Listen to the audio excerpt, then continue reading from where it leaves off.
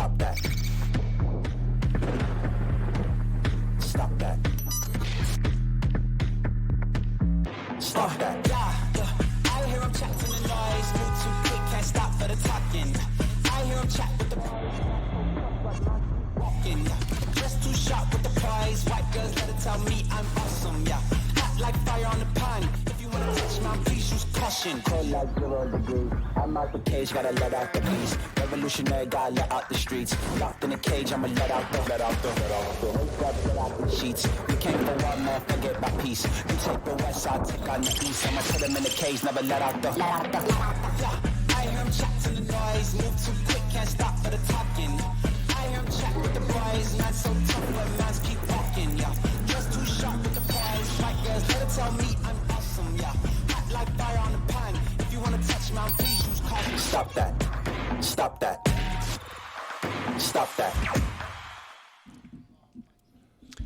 I always love when the morning starts with a little bit of a charge, Zaz. Like a lot of times, the charge? A lot of times we walk in here, everyone's kind of sleepy. Hey, how's it going? Oh, did you see the game last night? Okay, haha. Oh, your socks are too low or too high, and that's it. Like that's we're gonna start the show now. Okay, but sometimes someone takes out a grenade and rolls it in, and I'm like, oh, we got ourselves a show today. So who did that here today? Oh, man.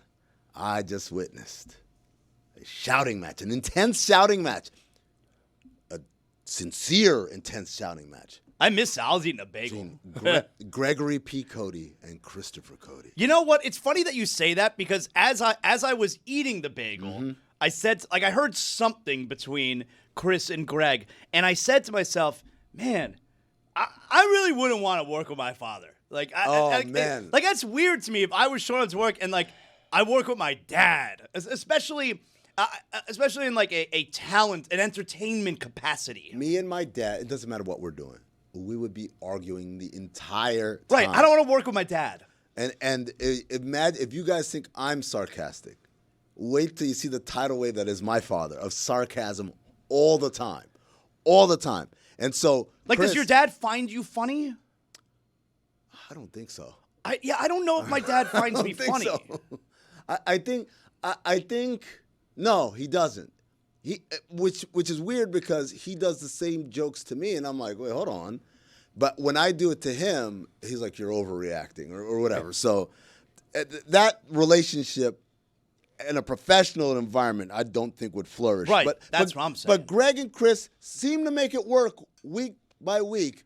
But some weeks are better than others. No, you're right. I heard Chris again as I was going to make a bagel. I like bagel with good cream cheese. Yeah? I like the regular cream cheese because at home my wife only buys the Philadelphia, the whipped cream cheese. And like whipped cream cheese is good and everything, but here, see, I like making myself a bagel cream cheese here because like the here, bar? What do we have here? Yeah, here they keep it's the bar cream cheese. It's a great take. I hate whipped cream cheese. And that's the Why do cream you- cheese I really like. I like soft. the bar. I like Too a little soft. like I like thickness with my cream cheese. Yeah. Like, I want to have to work for. I want that thing Yeah. to almost break the plastic knife.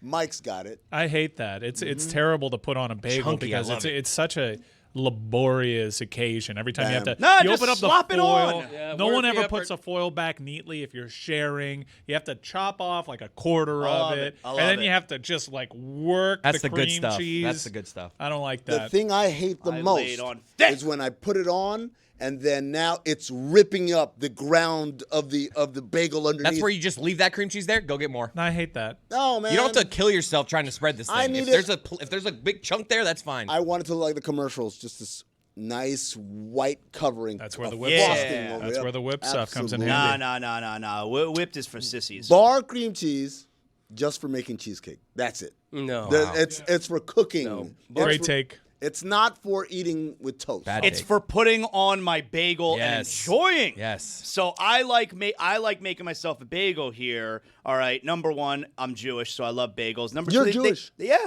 And number two, they just taste great. So I like making myself a bagel here because I love the block cream cheese that they keep here. Anyway, Wait, hold on. Juju, put it on the poll. Block cream cheese or whipped cream cheese? I don't think you're going to like this. Block cream Blowouts. cheese doesn't exist. Guys, it's just another tub of cream cheese that just isn't whipped. But the block that you're talking about, that's butter. There is no such thing as block No, cream no, cheese. shut up. Jeremy. Shut up. Okay, you don't get to talk to me. I'm also Jewish. I know about cream cheese and bagels, Jeremy, okay? The block cream cheese that comes in bricks. aluminum foil. The bricks brick. of cream cheese. It's What are the you brick. talking about? You're so pal? wrong. But that's being packaged within the tub. I know Being what you're packaged? talking What do you think about. it grows off a but it's- tree for butter? No, guys. Being packaged. It's a brick. Who is this guy? I don't know. Some kid. Are you even Jewish?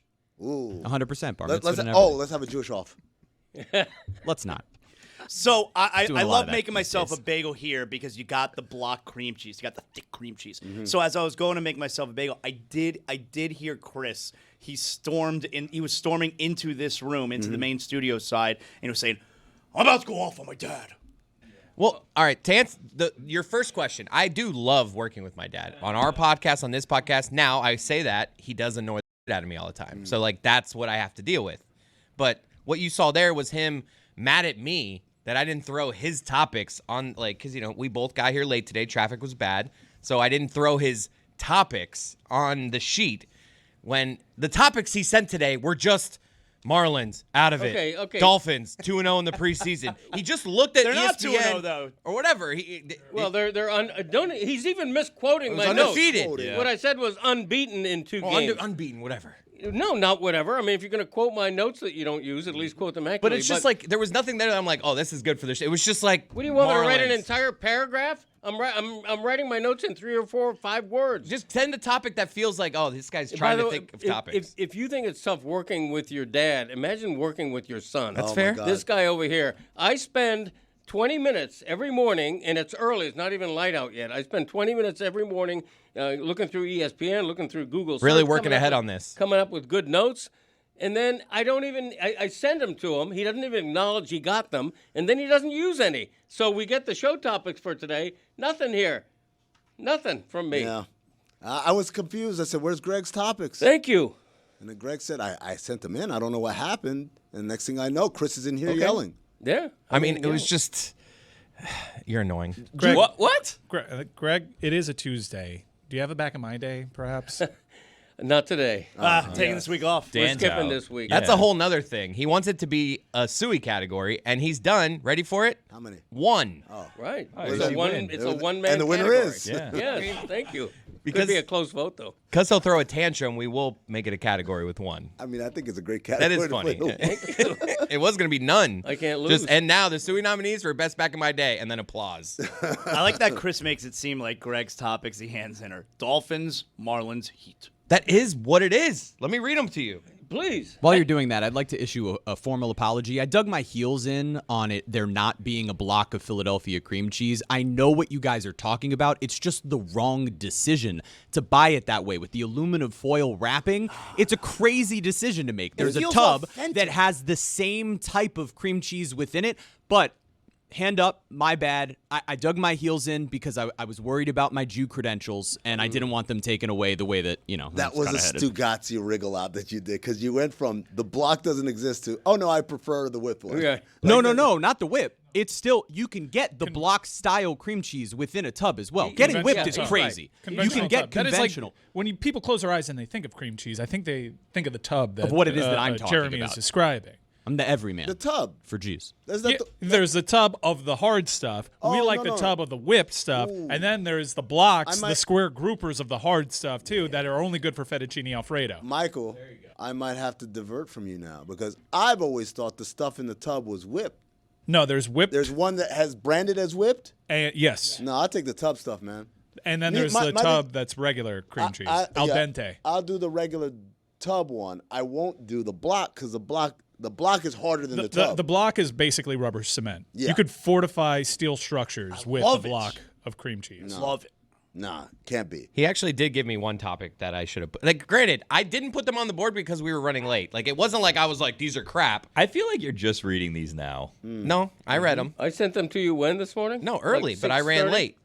That's why they're not on the board, because I was running late. But then you attack me with why aren't they on the board, and I get defensive, and it's like, look, they weren't that good anyways. That's really what happened. It does there. kind of suck, Greg. He doesn't acknowledge that he received them. He didn't. I get you. No, there. he doesn't. It says read So whatever. I could look at my phone. It says red 643. No response. Do you get red Thanks, receipts Dad. on I got 'em. emails? Yeah. What are you talking about? A text. I sent texted you a you. text that I had emailed you my show notes. Dolphins unbeaten in 2 exhibitions. Super Bowl?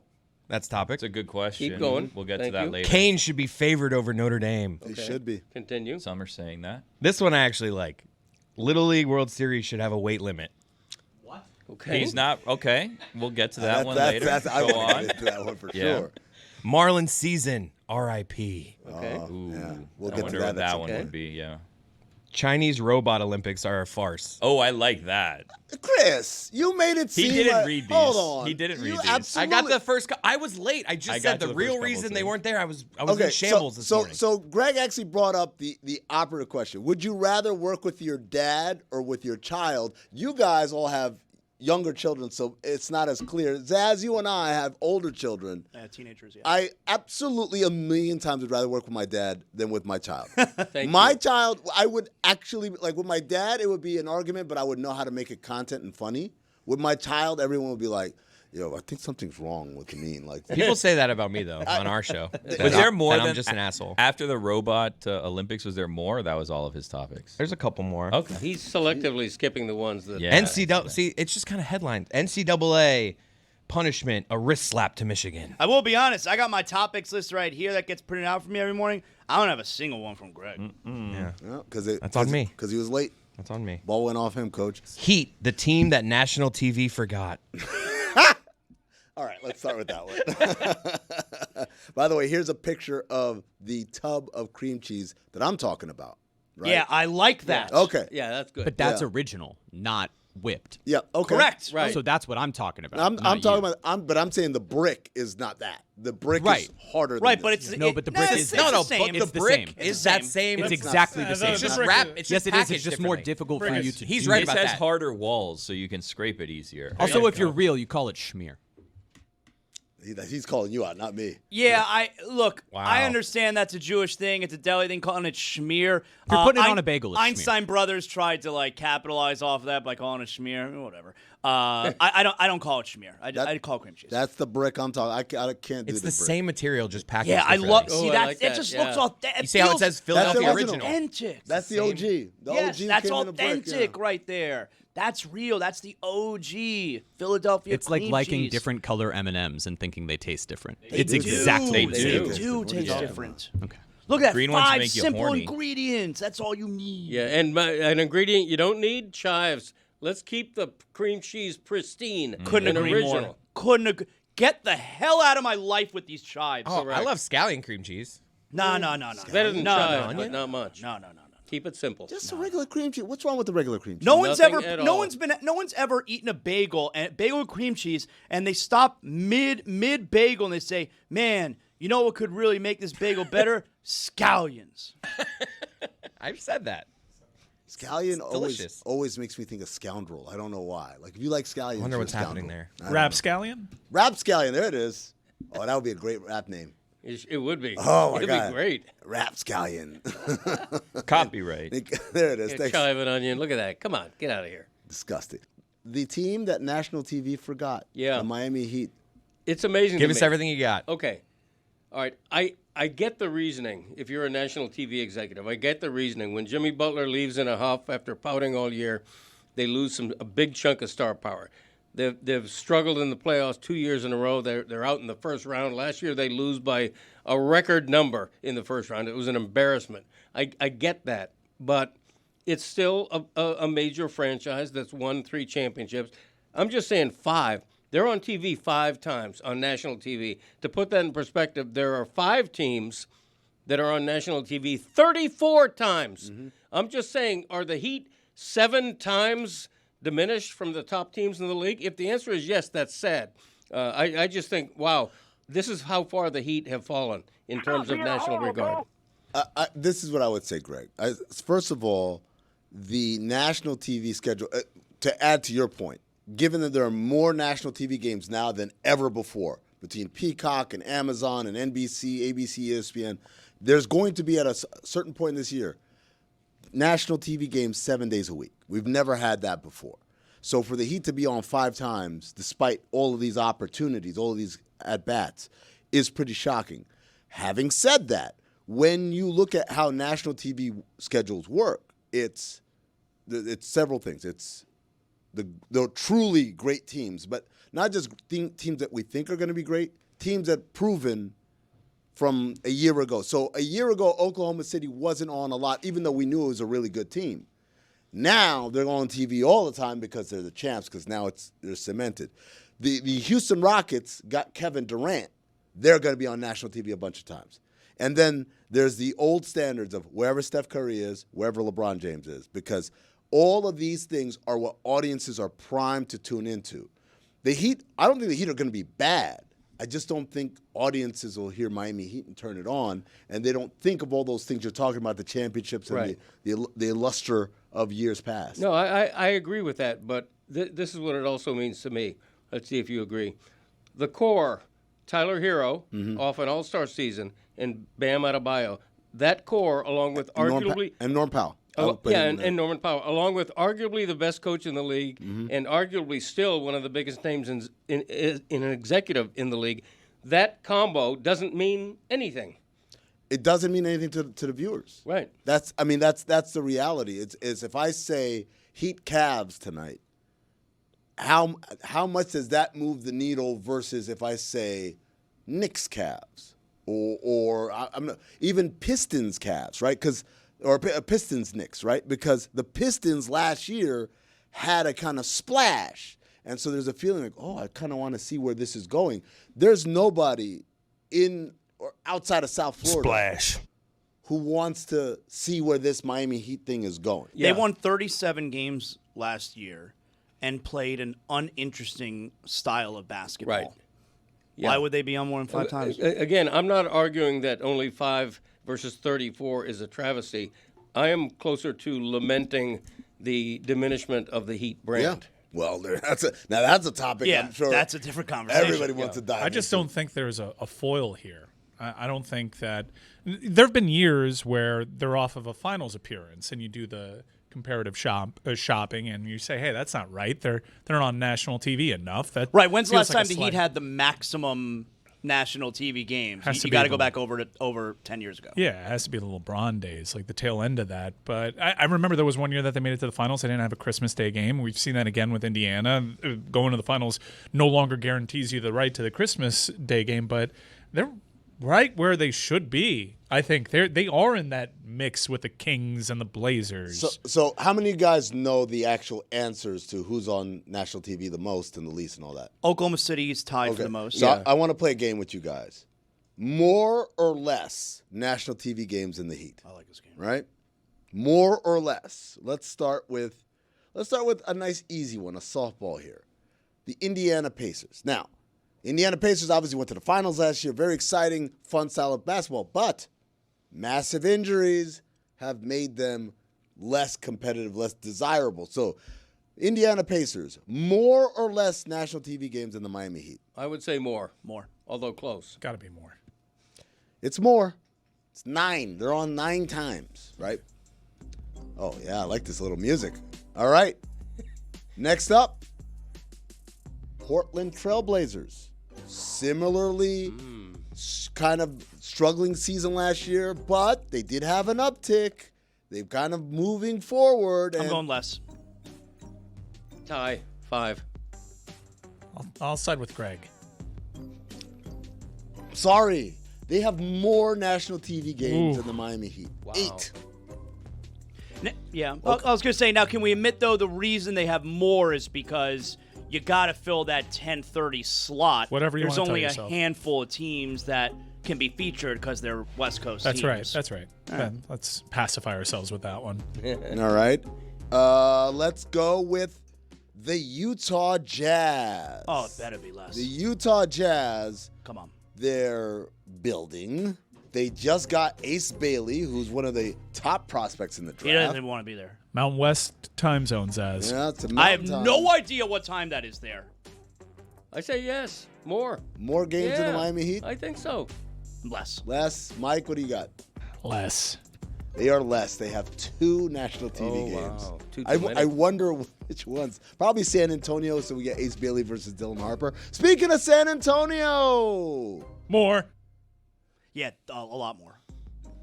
22. Yeah. Oh, wow. That makes sense. All right, last one for you guys. And this one is a familiar foil. You see them all the time. The Chicago Bulls. Them and the Heat the last 3 or 4 years. Same number of wins. They see each other in the play-in every year. They're in a major market. Yeah. I'm going to go less. That team sucks. I'm going to say market dictates much more. Yeah, I'm going to say more as well. Sorry, Zaz has it right. The Chicago Bulls are less with 3 national Wow. TV games. Surprising. So this is a bit of a meritocracy. Can you name the team with the least national TV games? Charlotte Hornets. Got to be. Charlotte Hornets have 3 national TV games. Sorry, there's Wizards? Wizards are tied with 2 with the Utah Jazz and 3 other teams. How can the Hornets be on national TV 3 times? LaMelo Ball. Who's the team that has the most that you're like, this team's not good? The most, and I'm like, Who has too many? That this isn't going to be bang for the buck. I think Portland haven't so- candidates. I'm actually pretty good this year. Maybe Boston, but Boston will be good. Boston at 25, Dallas with 23, depending on. No, that if makes they're sense. healthy. You want to see Cooper Flag even if they're not that Right. good. I would say Philadelphia with 14 national TV games. Yeah. I don't know about that. Does anybody have 0?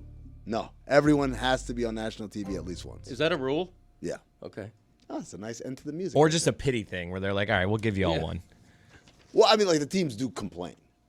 It's funny. They complain when they're on national TV not enough, and they complain when they're on national TV too much. Oh, look, an NBA player does 2 things better than anyone else: complain and not play.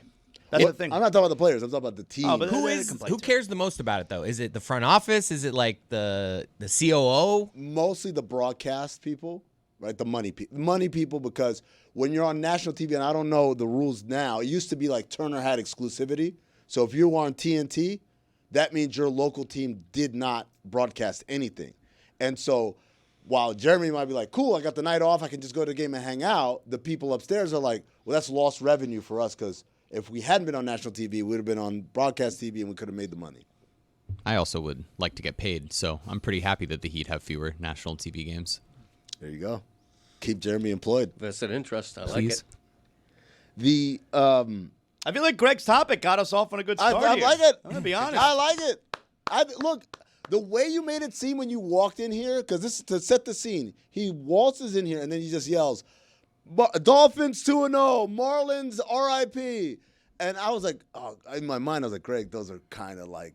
I mean, he had those, and this is a running thing. This isn't 1 week. Like, this is every week. It's a running complaint. Chris, you're totally in the wrong. He Yes. had some cool-ass topics on there, man. I wrote some of them down. We're going to get to them at some Robot point. Olympics at Robot some point, Olympics yeah. is definitely Weight good. limit. I'm Yeah. with you. Weight limit. And look, man, it's like, man, this is standard Le Batard Probably show offensive, fare. the weight limit thing, but It we'll could get be. there. Yeah, it could Oh, be. that's standard Le Batard Only show to fat fare. people. Being kid's fat now, he also can't play Little League. Kind of sucks. There's a kid in Little League who looks just like you. I don't know if you saw this. What, really? Like Someone on the posted this. series now? Yeah, even someone got a posted beard. this on Twitter. He looks like. Oh, so he's like an adult. That's Yeah. why I have a beard. He's I'm got adult. like, but he's got like platinum blonde hair. It's got but it's not like dyed. It's like, you know, those kids that have like Targaryen God, hair. I used to have a great head of hair. Yeah, I did. What color? Brown, light brown. Oh, okay. Wow. Yeah. I want to see a picture of you when you had Sure, a lot of I will hair. pull. I will send one to television. Yes. No, we got that. Was it like long or you had like a buzz? No, I had a good full head of hair. Yeah? Yeah. All right, let me send one. And what happened? Like What why do you did mean, you? what happened? I didn't mean it How like were you? didn't mean it like that, but like why you look terrible now? Respectfully. That's some bull. He said respectfully. He said Oh, okay. respectfully. You know I what? asked Take as it a back. question. There's a question mark at the end. It's not bull because you said respectfully. Yeah, it was I take it back. respectfully put as I well. take it back. Yeah. Yeah, left the door open. Yeah. I didn't say you look like. Exactly. No, you just said, why do you look like that now? Yeah, it's just Yeah. a question. That's fair. I took it No, wrong. he said, You're "Why right. do you look terrible now?" I missed that. I don't know if that. That's one on came- me. Yeah.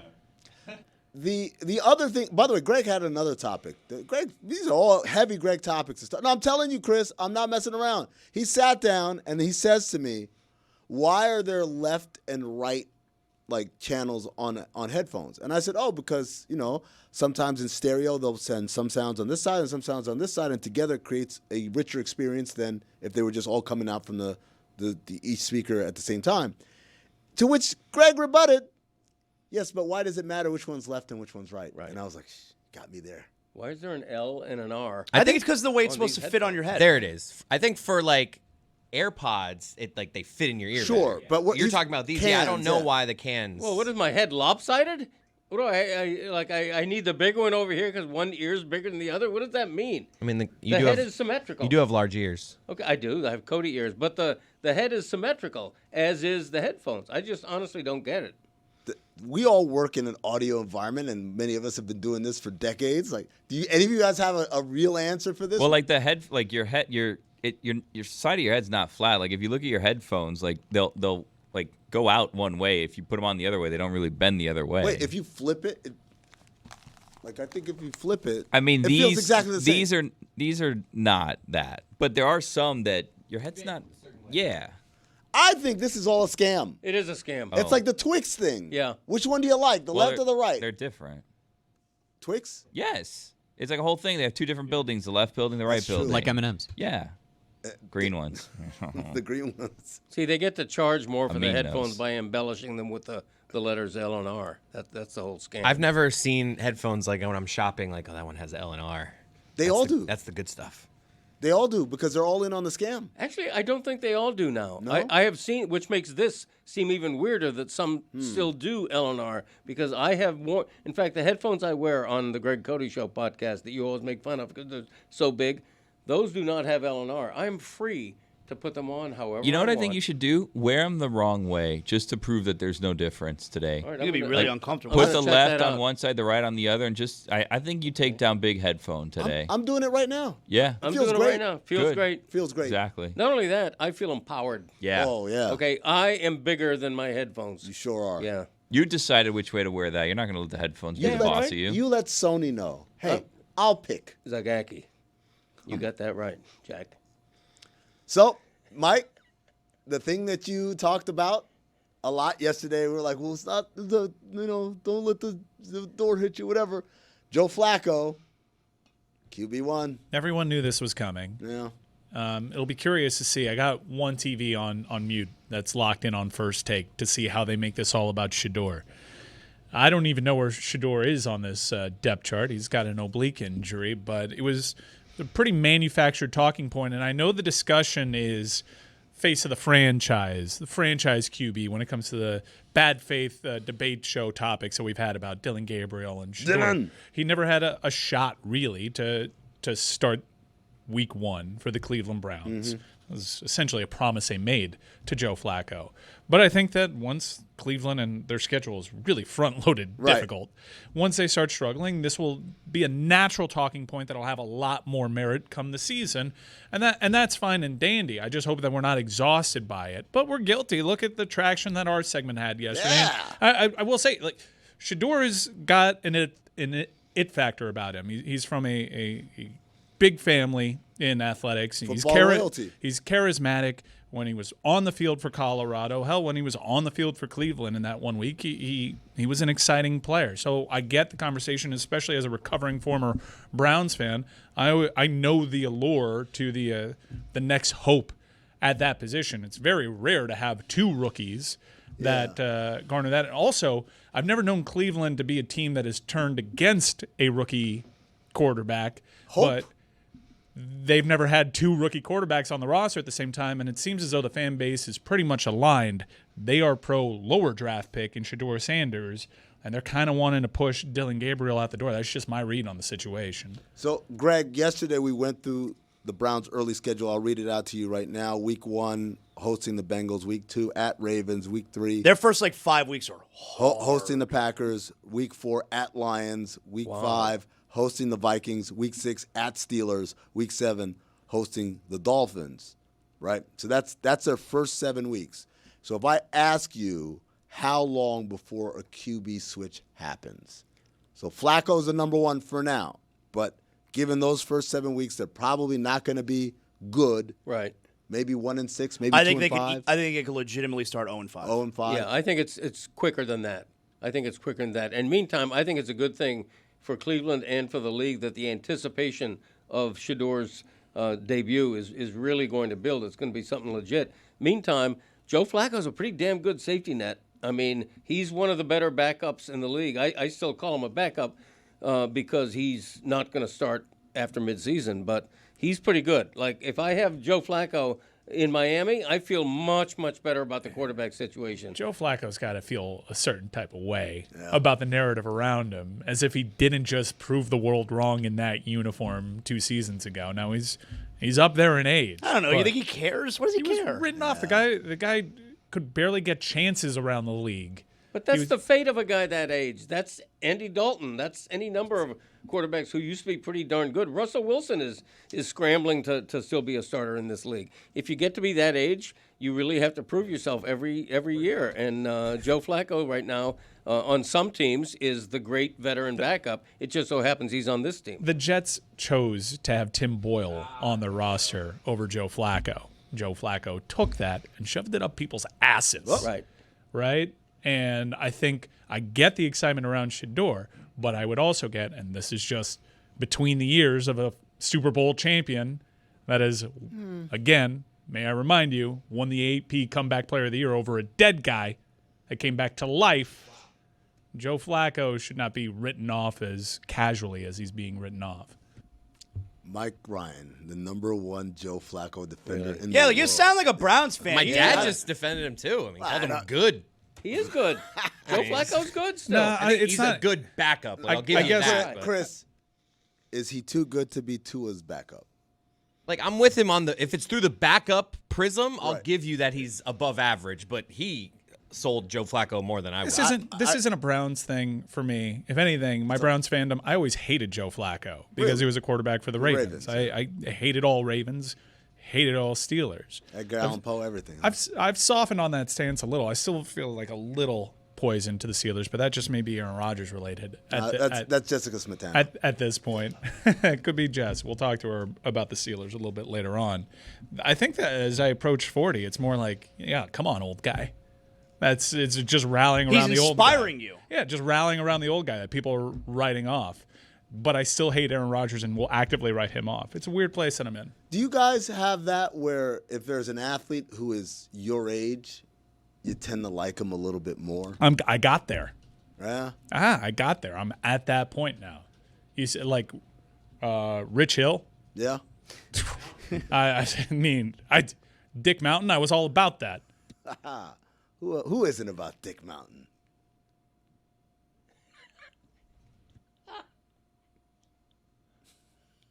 To Mike's point on Flacco, he, in that season that he just had with the Browns, had his only season ever where he's thrown for more than 300 yards per game. He won Comeback Player of the Year, and what's crazy about it But it was now how in many terms games, of the like length 8? of his, it was 8. I believe it was 8 games. Let me look at that. It was only 5 games. It was only 5 games. It was 8 games last year with Indianapolis, but 323 yards per game in those games with this same franchise.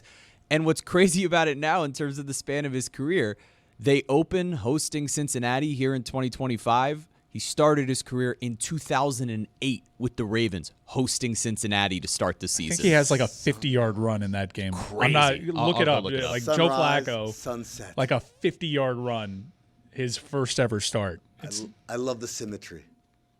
I started my first game against the Cincinnati Bengals, and now here I am at the end of my career. There's a lot of consistency around Cleveland I mean, that's usually counterintuitive when you speak about the Cleveland Browns. There's always change. There is consistency. They're consistently bad, and it's a revolving door. But Stefanski's offense is still installed, and you've seen it done before by Joe Flacco. So I understand, especially from the fan base. This guy is long in the tooth. Let's get him out of here.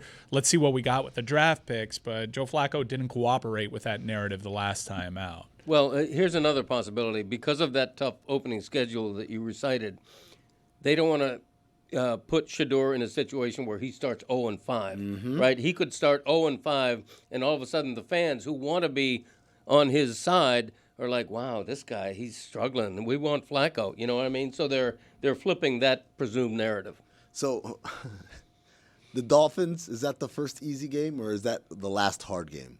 Because the next games are Patriots, Jets, And, Patriots and Jets. People are just as high on the Patriots as Dolphins. If you're calling the Dolphins a tough game, you got to put the Patriots in there too. I think they're pretty equal in terms of expectations. They're pretty equal. So the Jets, that's the first The easy Jets, I would think people would say is. game? And by the way, right after the Jets, they got to play the Ravens. This is a crazy. When do they play bad teams? Raiders? Oh, there it is. Okay. Colin Cowherd gave voice to the long-standing theory. Jimmy Sexton, he's Nick Saban's agent. Nick Saban, Manning's very close. Arch Manning, number 1 draft pick. Nick Saban coach. Where? Cleveland. No. Jimmy Haslam leans on the Sextons, leans on Peyton Manning. No. Tennessee Volunteer, booster. He laid it all out. That's a lot. He laid it all Look, out. as the host of a podcast with the word Illuminati in it, keep your third eye open. I mean, Haslam is super close to the Mannings. I get it, man, but that's a lot of connecting the dots, man. I mean, he said it like this is a known thing. I'm gonna tell you in right now. league circles. League circles. Well, I love league circles. Yeah. Do you love league circles? I don't know. I could do without league circles. Really? Yeah, whatever. Well, what's league circle ever done for me? That's because you're on the outside of the circle. Exactly. If you were inside the circle, you'd love the league circle. League circles. Amin's in a league circle. I'm in the league circle. I know things. How many championship rings does Amin have compared to Zaz? Well, how many gold medals does Zaz have compared to Amin? He didn't even leave Same the country. amount? Get out of here. I don't The need same amount. to. No. Gold medal winning. Right here. Zaz used to be in a league circle. Now he's out. Now he's outside the league circle. Got kicked out. But he can be in the battle court. Nobody league got circle. kicked out. Are there what I league heard. triangles, squares, just circles? Just circles. In league circles, they say you got kicked out. Yeah, that's what they're saying. I don't like that. I don't like either, Billy. I don't know what they're doing here. I don't like it either. Mike was right. 38-yard rushing touchdown. The first touchdown of any kind of Joe Flacco's career. I just watched it. It was a play-action QB boot. He runs down the sideline, even like jukes back in to use a wide receiver as a blocker How? and then He's like back the out to the slowest end. guy I know. now. It's like slow motion. Rookie It's unbelievable. Joe Flacco. I remember where I was. Once you see that, you never forget I it. got to take this thing for a walk. The Browns also play the Bills and the Niners out of, in their schedule. So this is someone at the NFL doesn't like Cleveland. Jimmy Haslam, Jimmy Sexton, Peyton Manning, Nick Saban, Arch Manning. This episode is presented by DraftKings. DraftKings, the crown is yours. Is that guy really named Francois? The guy does the voiceover? Or is that just Juju making up a name? I believe him. I believe Juju. We welcome in David Samson. Nothing personal with David Samson. You get that every single morning wherever you get podcasts. David, welcome to the show. And I guess we got to start with a topic that's been burning on Greg Cody's mind, which is the collapse of the Miami Marlins. Can you call it a collapse? Well, it's kind of like the slow death march. Is that better? It was pretty predictable, wasn't it? When they got hot, they sweep the Yankees at home. They're a little over 500. People are looking at the wild card standings. And then Jeremy started covering their games. And it's like, they're going to lose blaming 8 of Jeremy. 9, right? And it's happening. Sorry. Do you know the worst thing that happened to the Marlins was all the winning they did right before the deadline? Why? And I don't want to yuck on the yum because it was super exciting. And I was at one of the Yankee games. I loved seeing Marlins Park sold out and all the people there. But what it did is it made the owner, Bruce Sherman, and it made the GM, President of Baseball Ops, Peter Bendex, sort of rethink what they were going to do at the deadline.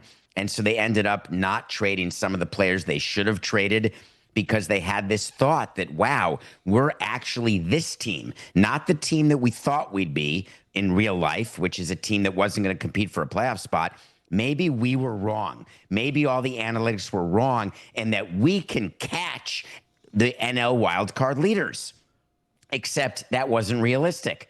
And so what do? If you make the trades and you trade Sandy and you trade Cabrera, all of a sudden the fans say, oh, it's the same old, same old. And Greg Cody, you would be on this show right now. If the Marlins had sold at the deadline and then lost a bunch of games, you would be MFing them saying same old, cheap ass, hate the owner. But they didn't do it, and now they're losing, and now you're despondent also, which means, Greg, you're just always despondent. No, there's a couple of things at play here. First of all, Cabrera had genuine trade value, and it depends on what they could have gotten for him, whether or not I would have liked the trade. The equation is also that Sandy his trade value went way down this season. I mean, his ERA was over 8 for much of the season. I don't think they would have gotten all that much for him. So they were sort of do you disagree, David? They were sort of backed into a corner in terms of trading Sandy. They just couldn't get what they thought he was worth. True? So False? it's funny. Players are worth exactly what you can get, and what your job is to have better baseball people. And if you want to be the Rays, which is what Bruce Sherman has said, I want to be the Rays. So to be the Rays, you have to identify players that other teams don't realize are going to be good, but you know they're going to be good once you have them. Then any trade you can win. The Rays win every trade with players you've never heard of because they have a baseball department that identifies value and projects greatness in a way that other teams just aren't good at. I was terrible at that, but it doesn't matter. So they got Peter Bendix from the Rays because of that. And so who was behind not being active on the trade deadline? Was it the owner or was it Bendix, do you imagine? Oh, I imagine it was just the owner. I really? imagine the owner said, I don't want to take any heat. I don't want to do a quote-unquote fire sale. I want to take advantage of the possibility of winning games and being a playoff team and being – it turns out what this Marlins team is like, they're a lot like the 06 Marlins, with a bunch of young players, fun to watch, interesting, going to win games, and then going to end up, I don't know, 79 and 83 at best. That's not terrible. You can even win Manager of the Year that way, but it certainly doesn't give you playoff revenue. But, I mean, in defense of the Marlins, they did identify players that other people didn't value, and Kyle Stowers and Marcy, Agustin Ramirez, and they just had a price set on people like Sandy, on Edward Cabrera, who are still under team control for years to come. So they decided, you know what, we're not going to get what we want for them. We can revisit this in the offseason. We can revisit this next year. We don't have to sell them now. They're still under team control. They're not free agents that are just going to leave and it's now or never. So the thing about pitchers, now with hitters, I agree with you. During season deals with hitters, it's rare to really get a huge deal. Now you've got the Sotos. In theory, what happened with Suarez going to Seattle, but it's bullpen arms and it is starting pitchers where their value is greater right at the deadline where you can extract something. And I really would prefer you not to keep mentioning Stowers and Jeremy will back me up on this. Stowers was a throw-in in the Norby-Stowers trade, just like an extra guy to make it a 2-for-1 for Trevor Rogers. David, that's but the look point. What happens. David, that's the point, that they saw something in Stowers that the Orioles didn't. You just said that's what their job is to do.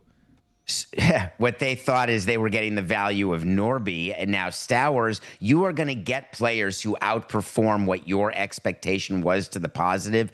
The key is to get the principals back in a trade who other teams are willing to make as principals who you value as greater. So while Sandy may have an ERA of 6, there were teams out there that would have traded for Sandy. The question is, could they identify players who they felt would add value at a smaller number? Because you're right, Sandy's under control. And I don't have it in front of me, but I want to say he's $17 million a year for the next 2 years. But you also have Stanton at $10 million a year for the next 2 years. People forget about that, but that's a huge part of the Marlins payroll here going forward.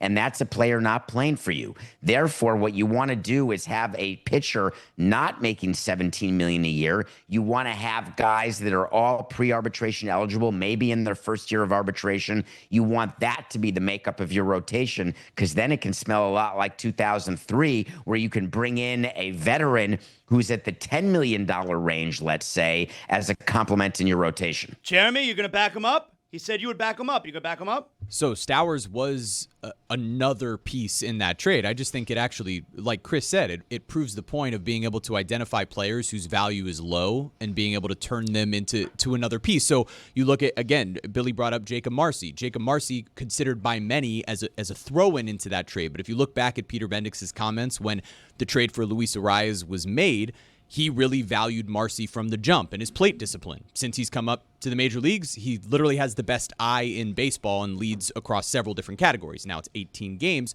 but you're seeing the dividends of what they believed in, which is the approach. That's not to say that he'll drive the ball the way that he is as a center fielder consistently through the rest of his career.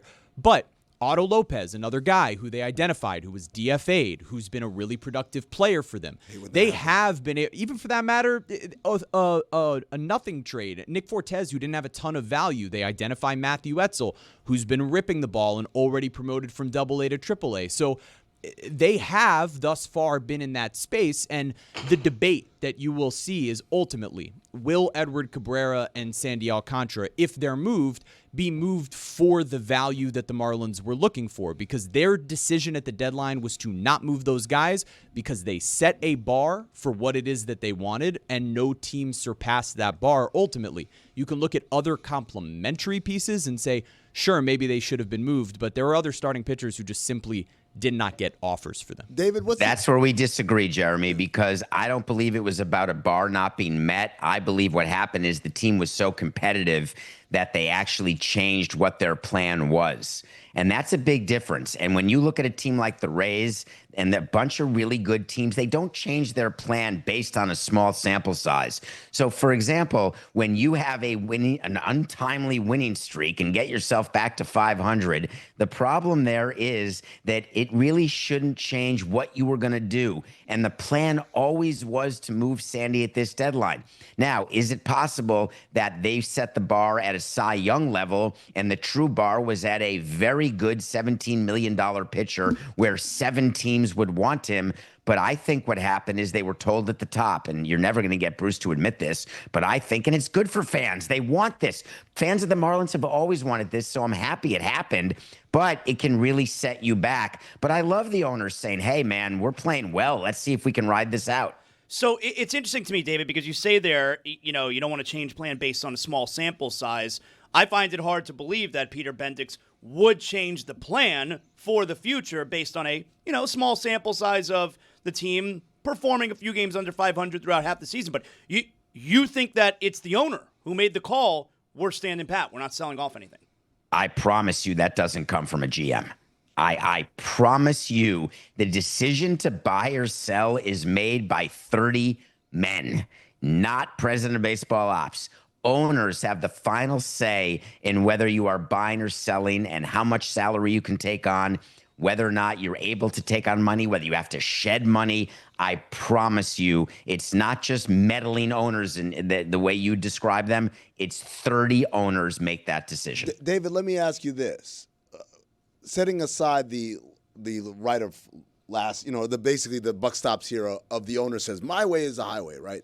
If you, as the president of baseball ops, your owner comes to you and say, look, I know what you're saying from a strategic standpoint. It makes sense to sell right here, but they're going to kill me if we do that. Look, is there any part of you that's like, all right, that makes sense, beyond them just telling you, hey, you got to do it because I said so? I mean, I had 18 years of arguing with the owner up and arguing with the GM down about things that we were doing, not just at the deadline, but during the offseason. Where as president, I had to take into account what the finances of the team were. I had to take into account millions of other things other than, are we getting value for this player at this time? You're looking at an overall team budget. You're looking at the industry. You're looking at a work stoppage that could be happening. So you've got a lot of other things on your mind. So I lost plenty of arguments up. I gave in plenty of times down the chain. So that's what being a president is of any company, is that you have to decide when you're gonna make a stand and realize that at the end of the day, hey, if Dan wants something, Dan's going to get it. How many On times the other side, it's my job to tell an owner, to tell a GM, but I'd like you to understand a few other things that are going on that may require you to reevaluate your position. Right. So how many times did you win that argument up? Actually, you win it more than you realize. You aim for 51%. You'd like to win more than you lose every argument you have, both up or down. And there were some years when you're doing it long enough, some years you're 80-20, some years you're 20-80. It really depends. When we were chasing Amy, I'll tell you the biggest loss I ever had was after Jose died. I thought that we should start rebuilding, that we couldn't win and we should be making a bunch of trades. And the owner said, forget it. Let's sign a free agent pitcher. Let's try to replace him. We'll bring in oh, come on, Jeremy, the guy who pitched the no-hitter. Jeremy. Henderson Alvarez? No. Jeremy. Edinson Volquez? Edinson Volquez. Finally. Edinson Volquez. Wasting Thank you. our time. Did you have that one, Jeremy? I mean, I had it with my second guess. No, he didn't know. He's an idiot. I was going to guess Pablo Lopez. David, what's going on with Kyle Tucker? Can you imagine what is going on there? The guy is slumping, no doubt, but Cubs fans are booing him. He doesn't run out a ground ball. I get it, but this guy is the middle of your lineup, and you want him to re-sign as a free agent. And then on top of that, you're despondent because you were passed by a Brewer team that is winning games at a historic rate, having this huge hamburger-laden win streak, and now you say, we're going to rest them a couple days. They're in the middle of a 5-game series against the Brewers. Now's when you're going to rest them because you think you have a better team with Kyle resting? Give me a small break. You got to play him. Play it through. He's slumping. He'll get a little duck fart. He'll get something. He'll get a senile ground ball, and he'll be fine. He's got to play. David, you mentioned the Brewers and the current pace that they had a 14-game win streak snapped the other afternoon. And it brings me to Cubs manager Craig Counsell, former Brewers player, Yes. former Brewers manager. Craig Counsell also grew up in Milwaukee. Why is Craig Counsell lying about George Webb hamburgers? It's so stupid. Just to give the background, Craig Counsell said, yeah, I've never heard of George Webb, don't know what it is. And then they found, because it's easy to find, you don't have to be on the dark web with Tony's guy to find a quote from 2018 where Craig Counsell, when the Brewers last won 12 in a row and everyone got free burgers, all of a sudden Counsell was like, yeah, this is awesome. We're getting free burgers for everyone. We've been thinking about this a lot as a team. And then 7 years later, I don't even know what that is. That's just Craig Counsell. His sphincter's tightening up. He's looking up at the Brewers for a second year in a row, having gone to Milwaukee. And remember, in Chicago, they only look up at the Brewers when it's geographic. They look down on Milwaukee almost every other way, every other time. But now they're looking up at them in the standings again, and they're getting tight. They're getting nervous. They're benching Tucker. They're lying about burgers. You know what? I got an idea. Win some games. Wow. Told you, Zaz, 2 weeks ago. Craig Counsell, interesting conversation. David, the commissioner, Rob Manfred, went on a broadcast and started saber rattling about expansion and realignment. How realistic is expansion at this point for MLB? It's a guarantee. I mean, Really? It is as guaranteed as the sunset tonight in Miami, and it will always be in the West. We talked about geographic realignment in a strategic planning committee meeting 10 years ago, where we were going to have 32 teams. We didn't name the other 2 teams, but 32 teams, 8 divisions, 4 teams, Mets and Yankees together, Dodgers, Angels together, Cubs, White Sox together, Rays, Marlins together. That was a big one. I raised my hand. What about the Rays, Marlins? We got to get that. They were like, yeah, whatever, Dave. So you guys can all have 8,000 people. So it is it's a real thing. There's going to be expansion, and it will happen once Tampa is sold and once that ballpark starts getting built. The Vegas ballpark is getting built, theoretically, and that will be done by 28 or 29. But all of this is going to come out in the CBA negotiations that are starting right now. People aren't talking about this, but the CBA negotiations, they've started. Now, it's not NLRB official or anything like that, so they haven't decided whether they're going to meet with a square table or a round table, but there's constant communication between the union and the commissioner's office, and what will be in this new CBA will be expansion, realignment, expanded playoffs. So we're going to hear a lot about these things, but we're not going to see it actually. My guess is until 2030, which may sound like it's far away, but I reminded someone today that we're as close to 2030 as we are far from COVID. David, why does there need to be realignment? Like, what does that do? Oh, how does it make sense to you that the Mets and Yankees are not in the same division? I'm just asking, like think about that. In a way, it does, because then they can meet in the World Series, theoretically. Who cares? It's not like they're riding a bus. So they could still meet in the World Series, but they could also meet in the playoffs, whether you have 1v16 and expanded playoffs or 2 conferences of 8 playoff teams each, and it's 1v8. But it's just better for players. It's better for travel. Interleague used to be a super cool thing. back when the American League and National League would never play each other until the World Series. When Interleague was introduced, it was a huge thing.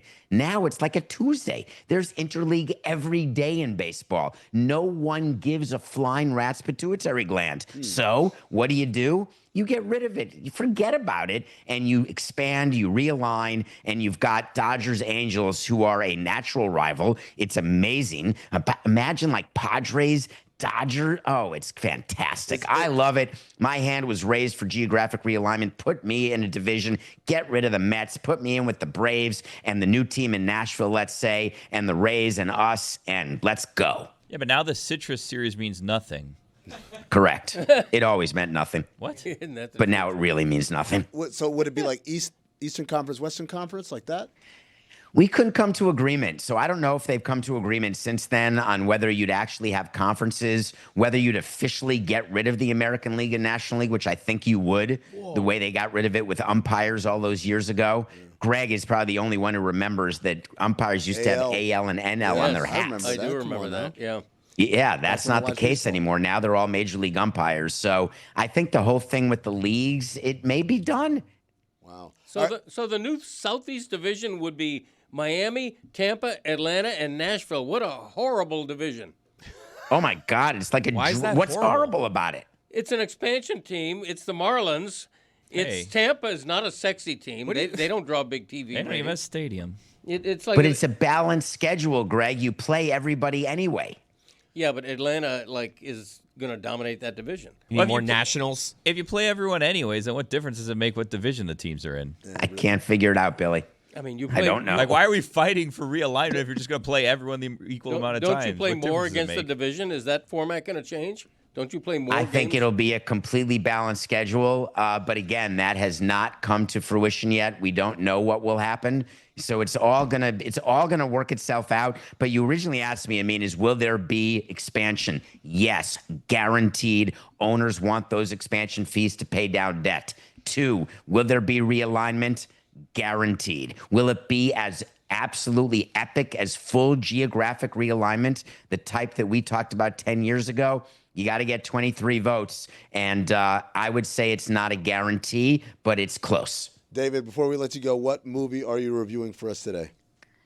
Have any of you watched Freaky Tales? No. What is that? I just learned about it today. Freaky Tales on HBO Max. Is Pedro Pascal in every movie that's Yes. made now? Yes. Contractually. He has to I think you're right. I think he has to be in every movie in some way, shape, or form. Because every time I turn on a movie, he's in it. This is a 1980s movie, except it's new. It takes place in 1987 in Oakland.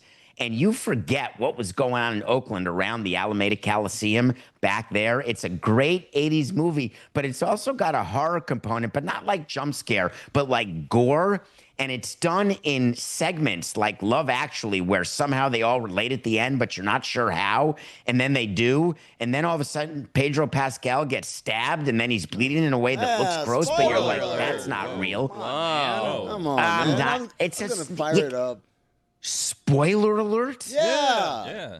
It came out this year. It's a brand new movie. What are you doing? Way to ruin it, Samson. You think that I've ruined the plot saying that Pedro gets bloodied. I'm just saying, stabbed if is- you were explaining it, if somebody was like, oh, this sounds cool, I want to watch it, and then all of a sudden you're like, he dies. It's like, whoa. It's you could have said a character gets stabbed and it looked fake or whatever. You didn't have to say Pedro Yeah. got stabbed. Imagine It's a going to wild Titanic. David Tuesday. Someone tells you, Yeah. hey, the boat's going to sink at the end. You'd be like, what?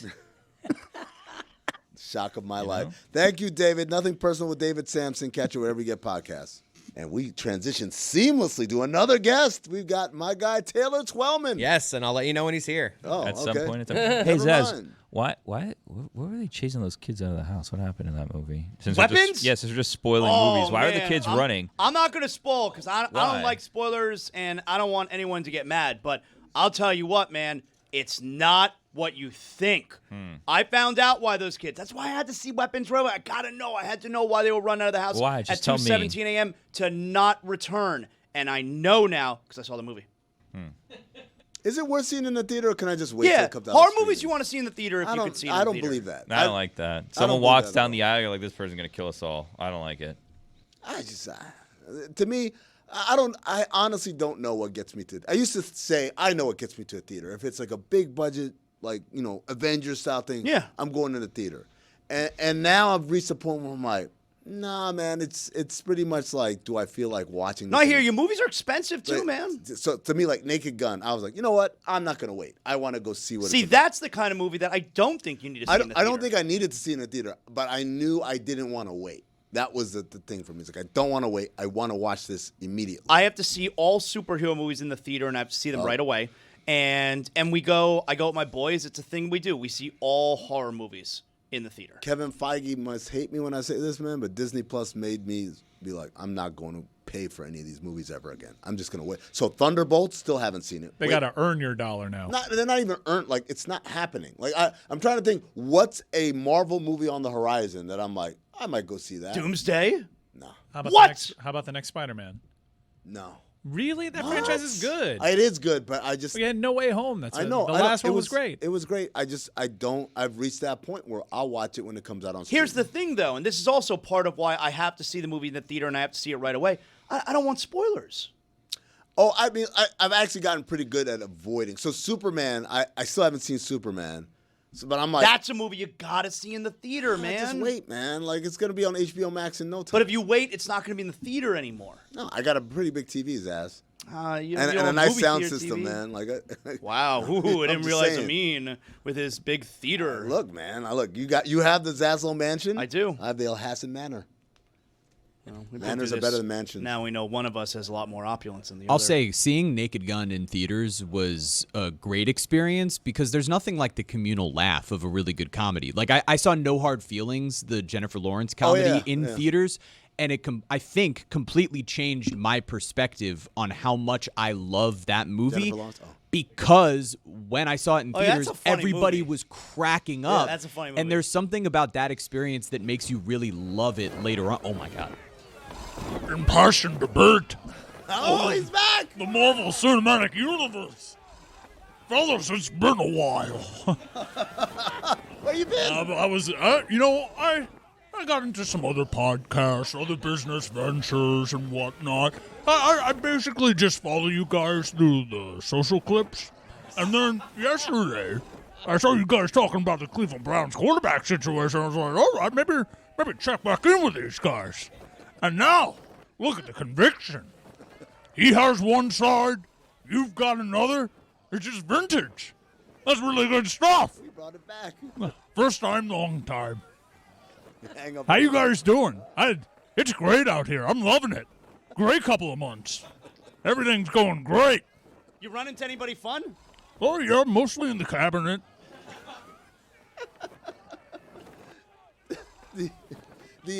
I'm in charge of getting rid of the windmills. Don't like those.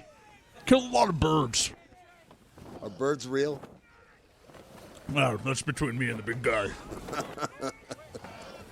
We're the two other guys. Thank you very much, Dirty Demon of Debate. One of them will be back tomorrow. Which one? The other one. Tune in to find out. Jeremy, I went to Naked Gun, and I had like the opposite thing where I was many times the only person to laugh because people didn't get the joke. Do you feel weird about that? No, it empowers me to laugh Yes. louder and harder. Yeah, you like to be the only guy laughing. Yeah. Naked Makes Gun you feel was- smarter. Naked Gun was good for a few of those where I would laugh and I would just laugh louder because the group that I was with got it. But I mean, come on. That Janet Jackson joke was a banger. Where are you folks? I laughed so hard at that, and everyone was like, I could hear it's not even like that's not funny. It's just like this confusion, like, what? How do you not get this joke? The Black Eyed Peas, deadpanning. There's a couple of really good moments there. What a great movie. But to go back to what we were talking about, I don't know. The Marvel Cinematic Yeah, Universe. what's going to get me into a theater?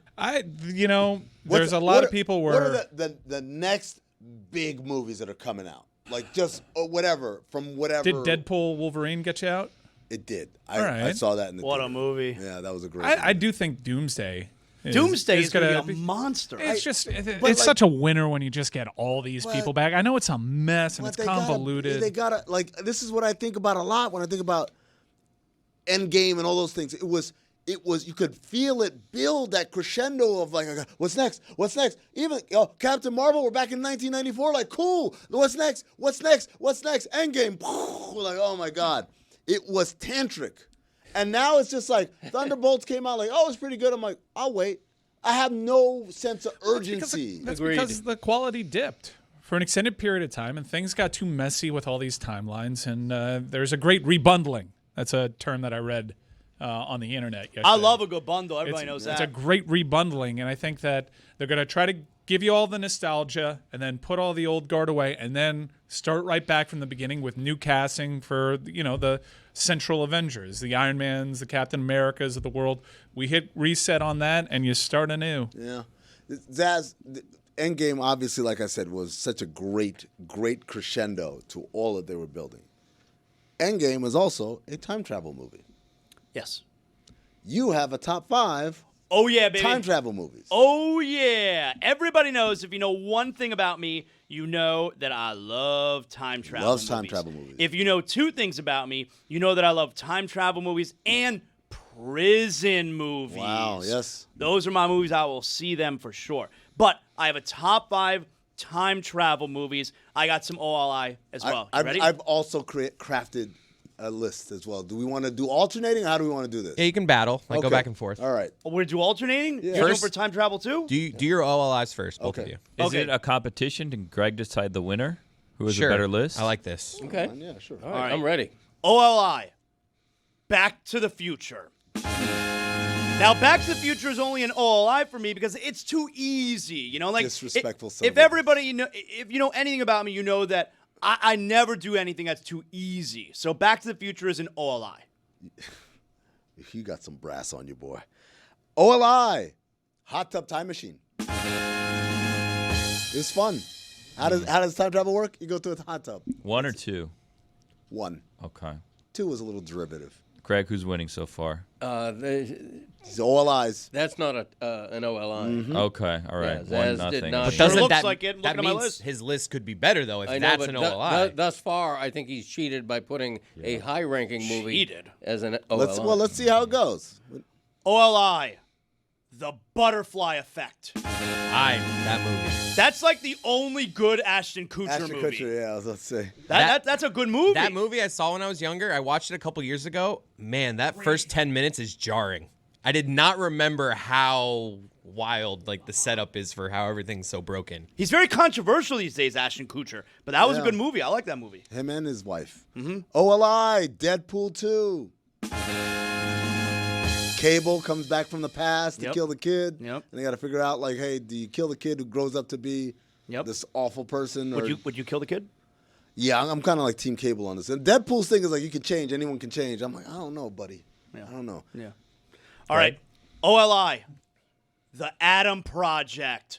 I love this movie. This is Ryan Reynolds. I love that movie so much. It's really funny because it's your typical Ryan Reynolds type humor. Big time travel. It's got a lot of heart. It's got a family aspect to it. It's got great action, great music. Zoe Saldana's in it, looking very, very cute. I love The Adam Project. OLI. Next. What is that? That's the Nicolas Cage movie where he can see into the future 5 minutes at a time. So then he actually lives it and then goes back in time 5 minutes and then redoes it the right way. So he becomes an incredible gambler. He's trying to, what's the name of the girl in that movie that he's trying to holler at, Mike? Doesn't matter. I don't remember next. Oh, wow. Great premise. No. I like Yeah. that. I remember Bangkok Dangerous, where the soup was hot. With the deaf girl? Right. Hot. It was hot. Do you have any more OLI? Because I don't. Jessica Biel. Jessica Biel, there you go. And he tried to holler at Jessica Biel, and he fails, and then he goes back 5 minutes earlier, and he does it again, and he fails, and he keeps doing it until he figures out what the right way to do it is. It's hot. Hot. Here we go. Number 5, Zaz. 12 Monkeys. Was Pitt got Bruce- nominated for that. Bruce Willis got sent back into the past? Or Oh, yeah, he's all over the place. Brad Pitt, maybe Brad Pitt's performance of his career. He's incredible in that movie. Bruce Willis, of course. That movie's wild. 12 Monkeys, that's a good movie. Good time travel movie. Number 5, Avengers Endgame. Although they try to clarify that it's not quite time It's a travel. heist movie, I think. It's a heist movie, but also they say it's not time travel because you're going in different realities of time. All right. Number 4. Arrival. Amy Adams, Jeremy. That movie, what, you crazy? That movie's incredible. You've never seen a movie like Arrival. I've seen a bunch better. Time, it's linear. Number 4. Back to the Future 3. Really? That's what you're doing? They went back to the 1880s, and I was like, oh, man, I wish I could live in the 1880s. What a cheap way out. Mad Dog Buford. Yeah, you got Tannen. There you got it. Buford Mad Dog Tannen. Didn't the Ninja Turtles time travel? In Ninja Turtles TMNT 3. Yep. Yeah. That's a Cinephobe episode. Right. Look it up. Well, wait, maybe that'll be on the list. Number 3. It's the same movie as Deadpool 2, only it was made before it, and that's Looper. Yeah. It's the same movie. Yep. Looper with, what's his face? He's got the 3 names. Joseph Joseph Gordon-Levitt, Gordon-Levitt. Bruce Willis, Emily Blunt, Paul Dano as well. Mm-hmm. That scene with him early on in the movie, that really sets the tone. And Jeff Daniels plays a gangster in that movie. Yeah.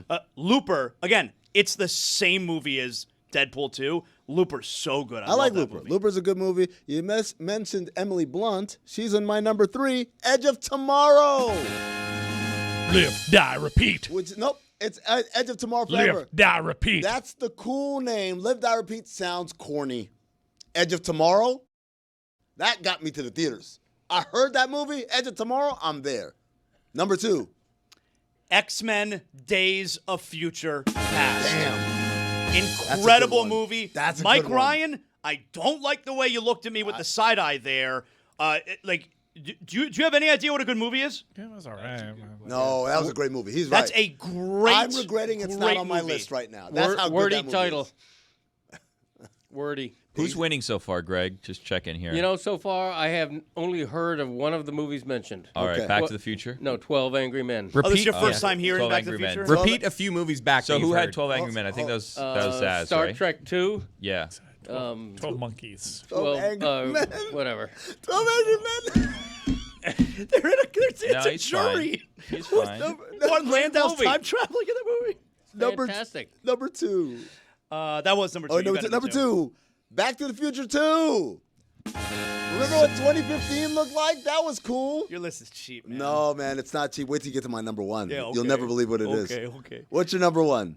Interstellar. That's the greatest time travel movie. Come on now. It's Christopher Nolan's best film. It's an incredible. They're on the planet. Every hour they're on the planet, they lose 7 years. That's not time travel. That's just living. When you're in a wormhole, that's time travel. That's not time travel. Don't tell me that if there's a wormhole, we're not talking about time travel. It's time travel. The book. No. There's time travel. And Matt Damon, scoundrel. Yeah, Yup. he is. He's Yup. got a screw Bad in him. man. My number 1. You mean to tell me you built a time machine out of a DeLorean? Come on, man. Doc. The scar you had, you fell off your toilet, and that's the day you Greg developed is the flux clapping. capacitor. And I can't wait to see which TMC classic he's got. 1.21 gigawatts! 1.21 gigawatts! It can't be done. It can't be done, Heine. Come on, man. Yes, it's an It incredible is movie. the quintessential Yes. time travel movie. That's but the it's winner. so Back your to list the is so future. cheap What though. would it be like if I met my mother and father when they were in high school? Yes, the winner. Back to the Future. Thank you. We bring in Taylor Twellman right here? Let's go to break. We'll Let's bring him go right to break. back. All right. Taylor Twellman next. And without further ado, we go right to the guest line. We bring in Taylor Twellman. He is the lead analyst for Apple TV's MLS coverage and, of course, former USMNT member. And don't forget Inter Miami. Mike Ryan's Inter Miami. Face off against Tigres in the League's Cup quarterfinals tomorrow night on Apple TV+. Taylor, welcome to the show. And What's up, boys? Not much, man. We chilling over here. First of all, do you have any favorite time travel movies? No, I don't. I was really excited and captivated by your conversation, so that was wonderful. Thanks for bringing me in on that. I always try. I try to be inclusive over here. Taylor, before we start talking about the league, Maybe Bill and Ted's Excellent Adventure. That's That good. counts. You know what I mean? That's of That course counts. that counts. Of Wow, course. go. late answer. See, Okay. you had one. Yeah. Like, well, you don't want to play this game? Come on now. Everyone loves I time. secretly did. But before we get into the Leagues Cup quarterfinals, I wanted to ask you, there's been a lot of stuff on my timeline at least, sniping between current U.S. men's national team Oh, players my God. and former U.S. men's national team players. And I'm used to this in basketball because we've got a big problem where we have this generational feud at all times where the young guys say the old guys couldn't play and they were all playing against plumbers, and the old guys say the young guys are soft and weak and all that stuff. And I'm wondering, has this always been a thing for U.S. soccer, or is this a new development?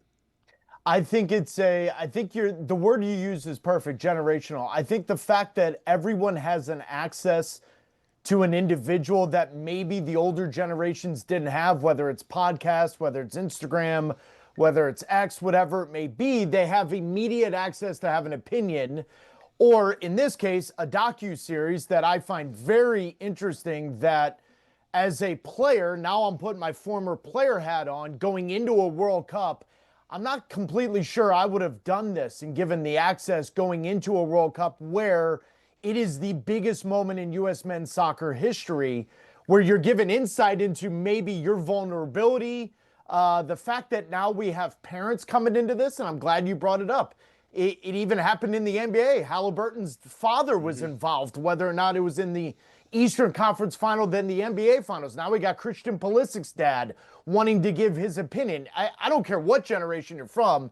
Anytime when you're an adult and you bring your parents into a rock fight or a cat fight or however you want to describe this, that's never going to be in good sight. But the reality is this, it is more a generational thing than a soccer thing. But I find it very intriguing that all of a sudden going into a World Cup where you as a team have been lackluster, if I'm being polite, with your results over the last 24 months, and coming off a World Cup where you already had a family feud with Reina and Berhalters and their family. I just find this to be really, really immature and missing the boat with timing of everything, especially 9 months before World Cup is in your backyard. Taylor, am I wrong for saying that this is their identity, it would seem? Yeah. Because this is a team that for the longest time, you were part of it. You knew the U.S. men's national team soccer identity. We'd try to get you with our athleticism. We'd counterattack, but you could always count on dogs, guys that would not just resign themselves to a talent disparity. And now it's just, let me get my dad involved in this. Let me fight for playing time politically and not on the pitch. And it's very confusing to me that you could always at least count on an American edge. Where are we in the international landscape where the U.S. still thinks that they've arrived to a point that they shouldn't have this edge? It's amazing, buddy, the way you just put that, because the reality is this is, first off, let's make this abundantly clear. The question of Christian Pulisic and his commitment to the national team was completely off base. He's always been committed, and he still will be committed. That's not what we're talking about here. But that's what got Christian Pulisic and his family upset.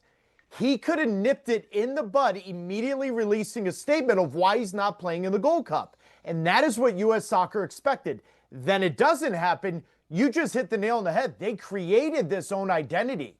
It's nobody on the outside's fault that they are reacting and doing their job at the same time of giving their opinion of the situation that's going on.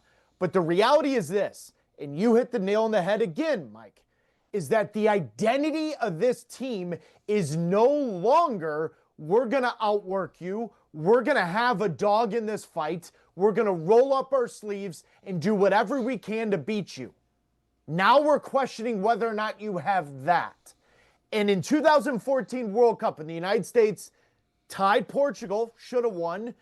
They barely lost to Belgium, even though Tim Howard made 15, 16 saves, most saves ever. The question then, which is about 11 years ago, is how can the United States men compete with the top 10 countries in the world? But over the last 2 years, this generation lost a Copa America, couldn't advance in the group stage in their backyard. They lost to Canada in back-to-back games. They've lost to Panama in 3 straight games and not gotten a result, all in their backyard, all going into the World Cup. And you have the audacity to complain about criticism. Imagine if you were from Argentina or England or Brazil or Germany, the amount of pressure that would be on you. That's where you lose me with this, Mike. And so now we're having a conversation. I got to do the Le Batard Show and talking about, are the players committed to going into a World Cup in their backyard in the biggest moment of their lives? And we're talking about a docuseries where the analysts outside are being called evil.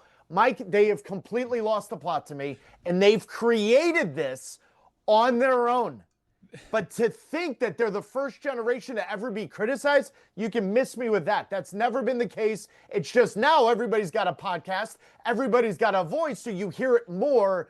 But it's getting to a point where it's ridiculous, and we're really talking about baby games here. So there are some examples where all this drama, this soap opera element, really just take a chainsaw to a team's chances in the World Cup. We saw it with Spain. We've seen it with France before, where the soap opera gets to be too much. But we've also seen these galvanized host nations. South Korea went on an incredible run with a late managerial change. Russia, there was other stuff going on there, maybe some performance enhancers. Well, not maybe, but they were able to get it together as a host nation. Is the fact that, I know this is a shared World Cup, but is that enough to galvanize this team? Because right now we don't have much proof that they can just rally together under a banner and get all on the same page and put their egos aside. If there's ever an opportunity to do that, it's when you're the host nation.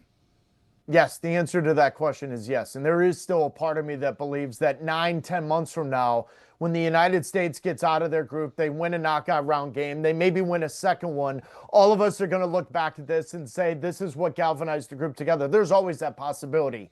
You can't fret about yesterday and not really worry about tomorrow. You got to take care of today.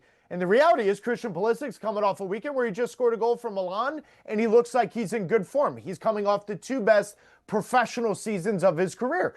Absolutely, this can galvanize the group. But if you're going to ask me if I'm confident about that, that's where I don't know. It's August 19th, 2025. In this moment, the fact that we're talking about a docuseries going into a World Cup, I don't fully believe in that. However, as a player, I will tell you this, that group can come together in spite of what they believe everyone on the outside is saying and what everyone on the outside is rooting for. And they can believe in that, and they can use that as motivation, and they can absolutely have the World Cup of their dreams. And then after that, look at all of us on the outside and say, I told you so. But that's what they have to do now because they brought more attention to them for negative reasons than they needed to. Mike, now they've got actually more pressure on them, which is kind of hard to believe because this is going to be the biggest moment in the men's national team program in the history. And I can't believe we're saying they've got more pressure on them now than they did about 2 months ago. Taylor, moving back to MLS talk, Messi is leading the league with 19 goals in 19 matches. How much of that is he's just awesome, and how much of that is the competition still isn't quite up to snuff? It's Messi being awesome. The fact that Messi goes to World Cup qualifiers at the age of 38 and contributes on the same level that he did 10 years ago, that will tell you that he's the unicorn. He is what he is, and this is what Messi is. Now, Father Time is knocking on the door. There's a few more nagging injuries that pop up here and there that didn't pop up 10 years ago. But for a player to come to Major League Soccer like Lionel Messi has done, and now Rodrigo de Paul, who is the defensive midfielder, the bodyguard of Messi for Argentina's World Cup team coming up in 8 months, for them to go to CONMEBOL in South America World Cup qualifying and still contribute at a high level, that tells you the level of Major League Soccer has risen, but also those players are just special. Messi is operating at a completely different level. And I can't believe we're still talking about him at the age of 38 because you can see declines in other players around the world when they hit this age. Messi's assist this past weekend, there's about 2 players in the history of the game that even saw that, let alone being able to pull that off, and Lionel Messi's one of them. Taylor, best guess, Messi will lead Miami to an MLS Cup title, And will Messi be back next season for the debut in the new stadium? I think Messi's will 100% open up the stadium for Inter Miami and Major League Soccer. I don't know if that's even really a debate right now. I think they're crossing their T's, dotting their I's, and getting that together. That's also why they're making signings like Rodrigo De Paul and other signings that are going to come. Winning MLS Cup is so tricky because they're one-off games and they're knockout round games, very similar to what we do in the NFL, where it's just a one-off game. And so there is this random optimizer, for lack of a better way, that if Miami's on the road and the goalkeeper for the other team stands on their head, FC Cincinnati beat Miami this year 3-0. So there is that one-off. But if everyone's fully fit come playoff time, the answer to your question is Lionel Messi and Inter Miami will be the front runners to win MLS Cup. But it's a big if everyone's going to be healthy. Couple marquee signings into MLS recently. Sonny has got the hottest selling jersey in the world for LAFC, and Mueller's now at Vancouver. That's an interesting signing. More questions about their form and the stage that they're at in their careers than Messi had, where Messi was still very much recognized as a best player in the world. Sonny probably has more good football left in his tank than Mueller, but what is the early feedback from them being around these clubs? Heung-Min Son has been brilliant, and for those of you watching the show, he has asked everyone in the United States to call him Sonny, so Mike, rightfully so, calling him Sonny. Good on you. It's a first for Major League Soccer to have the star from South Korea come to Major League Soccer, so he's brought eyeballs to Apple TV, he's brought eyeballs that maybe wouldn't have paid a lot of attention to Major League Soccer, so the off-the-field part of that, he's a home run. On the field, I think he's going to be better than people think. Now, he doesn't have the name of Lionel Messi or David Beckham or Zlatan Ibrahimovic, but it's very similar to Robbie Keane. And historically in Major League Soccer, Robbie Keane's one of the best winners in Major League Soccer history. He also made a move to Major League Soccer and still contributed at the international level. That's exactly what Sonny's going to do. I think LAFC really hit a home run with this.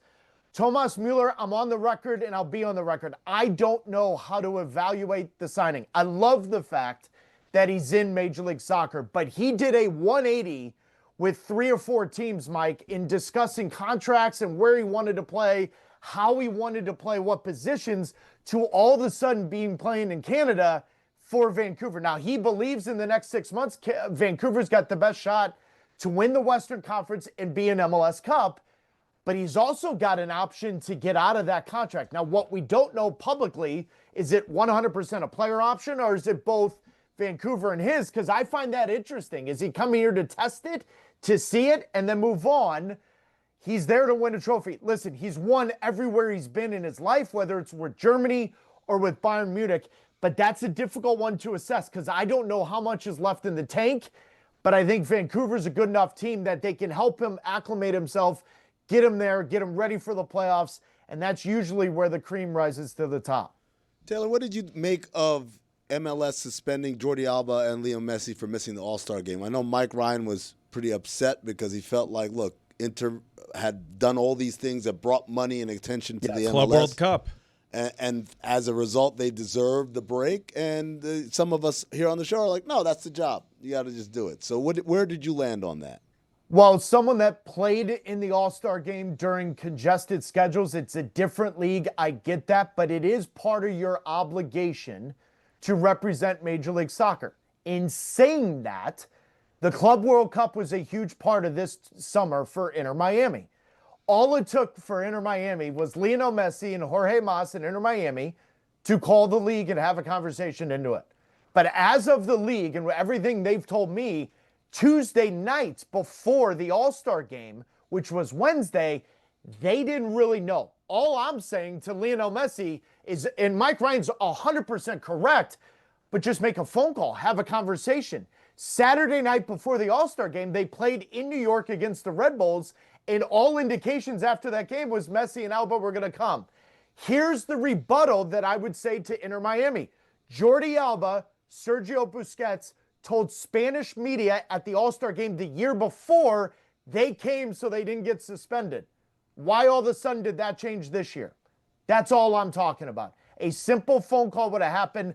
I think Don Garber 100% made the right decision because the following game was against FC Cincinnati, and they had 2 players show up, Evander and Miles Robinson. However, Cincinnati would tell you they didn't play in the Club World Cup. So if Miami and MLS came to an agreement that Alba and Messi probably deserved the game off, I don't think anything would have been discussed. The problem is they didn't call MLS. They just thought it was assumed, and that's where I think Don Garber and MLS handled it perfectly. Yeah, Inter Miami probably could have handled that better to get away from the suspension. What do you make generally, though, of the constant feather ruffling that Inter Miami does against the old guard in MLS, constantly pushing the boundaries? I remember when the ball was initially signed, checked in with league sources, no one knew if this was a DP. No one knew if this was a TAM player. No one knew that, and just Inter Miami just kept pushing forward and essentially putting the onus on the league to figure it out. Yep. So what do you make of that? Because Inter Miami is not this old money. They have wealthy owners, but not the wealthiest. But they want to push this league forward in advance of this World Cup coming here. They got aspirations, Mike, and I love that. We're in our 30th year of Major League Soccer. There's conversations and real conversations now about changing the schedule to the way Western Europe is. That's ultimately going to put more money in the owners' pockets because right now when the transfer windows come around, they're operating a little bit with one hand behind their back because other leagues around the world are operating different times. So maybe you pay 20% more and you could get 20% more for your players. They're going to evolve. Do I think the schedule will change? Absolutely. Do the roster restrictions, salary cap restrictions need to change in MLS? Absolutely. That's part of evolution. That's part of growth. Inter Miami is raising those questions. They're pushing the ball uphill now. Now, in saying that, you can't lose the competitive integrity of the league when other teams are operating under the assumption the rules are this in this present time. But I love people that challenge it because everyone's in the same boat, Mike. The World Cup is coming here in 9-10 months. It's the rocket ship to the moon, as Eddie Q and Apple will tell you. Well, in order to do that, you got to be ready with what's going to come after the World Cup. Part of that is changing the roster and salary cap rules. Part of that is changing the schedule. And that's the one thing MLS has done, maybe slower than others would like, but they still do it, is they will make changes that they see fit when it's necessary to grow the league. And I think Inter Miami has raised some good concerns about that. But all of that is about having the greatest player of all time in your backyard and bringing some of his friends. But I'm not sure Sonny, Thomas Mueller, 6 World Cup winners are in Major League Soccer. Think of that. Post Lionel Messi, that's in less than 2 years. 6 World Cup winners. They're asking questions of the league and they want it to grow. I'm all for that. Taylor, do you hear other team executives maybe resenting the way Inter Miami goes about their business? Yeah, but I think that's all out of jealousy, and that's a good thing. I think it's no different than sometimes what we ask about. You know, it's not really the same, but you know what I'm gonna say here. Patrick Mahomes and the Kansas City Chiefs, right? Whenever there's this consternation regarding a team and an owner and a group of players, that's because they're probably doing something that you wish you could do. They have something that you wish you have. I love it. I think we need more villains in Major League Soccer because I think the leagues around the world, I think the leagues in all the other major sports in the United States, you have your villains, you have your enemies, the teams that you love to hate that you constantly want to beat. I think Inter Miami is one of those, and I think it's great for this league. I think it's back page stuff, as they like to say, in Europe and in England. I love everything about it. But to answer your question directly, absolutely you hear complaints and conversations and arguments, and I just sit there with a smirk on my face because I love it. You can catch Taylor and the rest of the MLS season with the MLS Season Pass on Apple TV Plus, and of course, Messi and Inter Miami host Tigres in a Leagues Cup quarterfinal match Wednesday at 8 p.m. Eastern on Apple TV Plus. Taylor Twellman, thank you for joining us. Was Wayne's World time traveling or no? No. They did use that as an Sort effect. of. Almost. It's not central to the plot, but there were time travel elements. All right. I'll give it to you. I'm out of here. All right. Thanks a lot. That was some good breathing during that interview, Dad. Oh my gosh. Yeah, you were on I fire, was wondering Greg. what that sound Christ. was. I was like, was the air on in here? Greg's on fire. with I breathing literally into the was. mic. Sometimes You I want him to die? I don't understand. Hold He's on. not supposed to breathe? Hold on. In Greg's defense, you've been chapping his ass saying get in front of a mic for months on end. Finally. And now he's right on top of the mic and you take issue with it? Shame on you. Shame. What are you Shame. talking about? You know what they say, Christopher? Live life with a plum and alacrity. Thank you, Billy. I do say that. Thank you very much. Is that how you say that? A plum and alacrity. Okay. Yeah. Just making sure Billy The big two. was Big pronouncing two. it right. Oh, alacrity is one word. Yeah. I've never heard that word either, you but know- I thought it was two words, like alacrity. Oh, No, like no. one alacrity. Yeah, what does alacrity mean? Teach me something. It means like you. Well, you're back not in front of the mic. Cool. You tackle life with enthusiasm and excitement. Yeah, it's also not a plum like, the fruit, a No, plum. it is, Oh. a plum. Yeah. It's not like like a plum, plum and and alacrity. alacrity. They're not two Ah, separate plum. things. Yeah. Yeah. Alacrity. A plum means you tackle a hard task with great self-confidence. This is crazy. That's two words. I thought that were two words. That's crazy. Thought it was Thank you for 4 teaching words. me something. You're welcome. Anytime. Time for weekend observations. It is time for Stugotz to share his game notes. No one in the media will tell you what happened better than my boy Stu. All good. I mean, Thank you. Weekend observations presented by Miller Lite. Dan, every year it happens. It's annoying but necessary. Like how pollen season makes life go round, but also makes my life miserable. I don't need anyone to explain it to me. I just need it to happen without me noticing. I'm talking, of course, about people talking about fantasy football drafts. Oh yeah. I know it has to happen. Just don't talk to me about it. Sign up on DraftKings.com, by the way. Promo code Dan. Dylan Gabriel. Well, that's not a good one. Dylan! There it is. Dylan Gabriel. Saying they're entertainers and they're competitors. Then clarifying, oh, that wasn't about Shedeur Sanders. By claiming he's been saying it about the media for years, despite no evidence of him ever saying it. The Stugotz is strong in you. Haywood Highsmith. Getting traded for a top 55 protected draft pick. More like highway robbery. Hey, would you fleece me? It's a cheap joke. I'm better than that. We need more cheap ones. The trade was fine. Hey, Cincinnati Open. Whoever's idea it was to have the finals on a Monday should be fired. Yannick Sinner. Retiring after 5 games due to illness. Understandable. Alcaraz makes me stick to my stomach, too. How you liking that tennis chat? Tops, I love it, man. There's sickos in there. I huh? love it. They are sickos. A lot more gambling than I thought. So much. A lot. A couple It's days away from Slam. It's really a gambling chat that talks about tennis. A little bit. Yeah.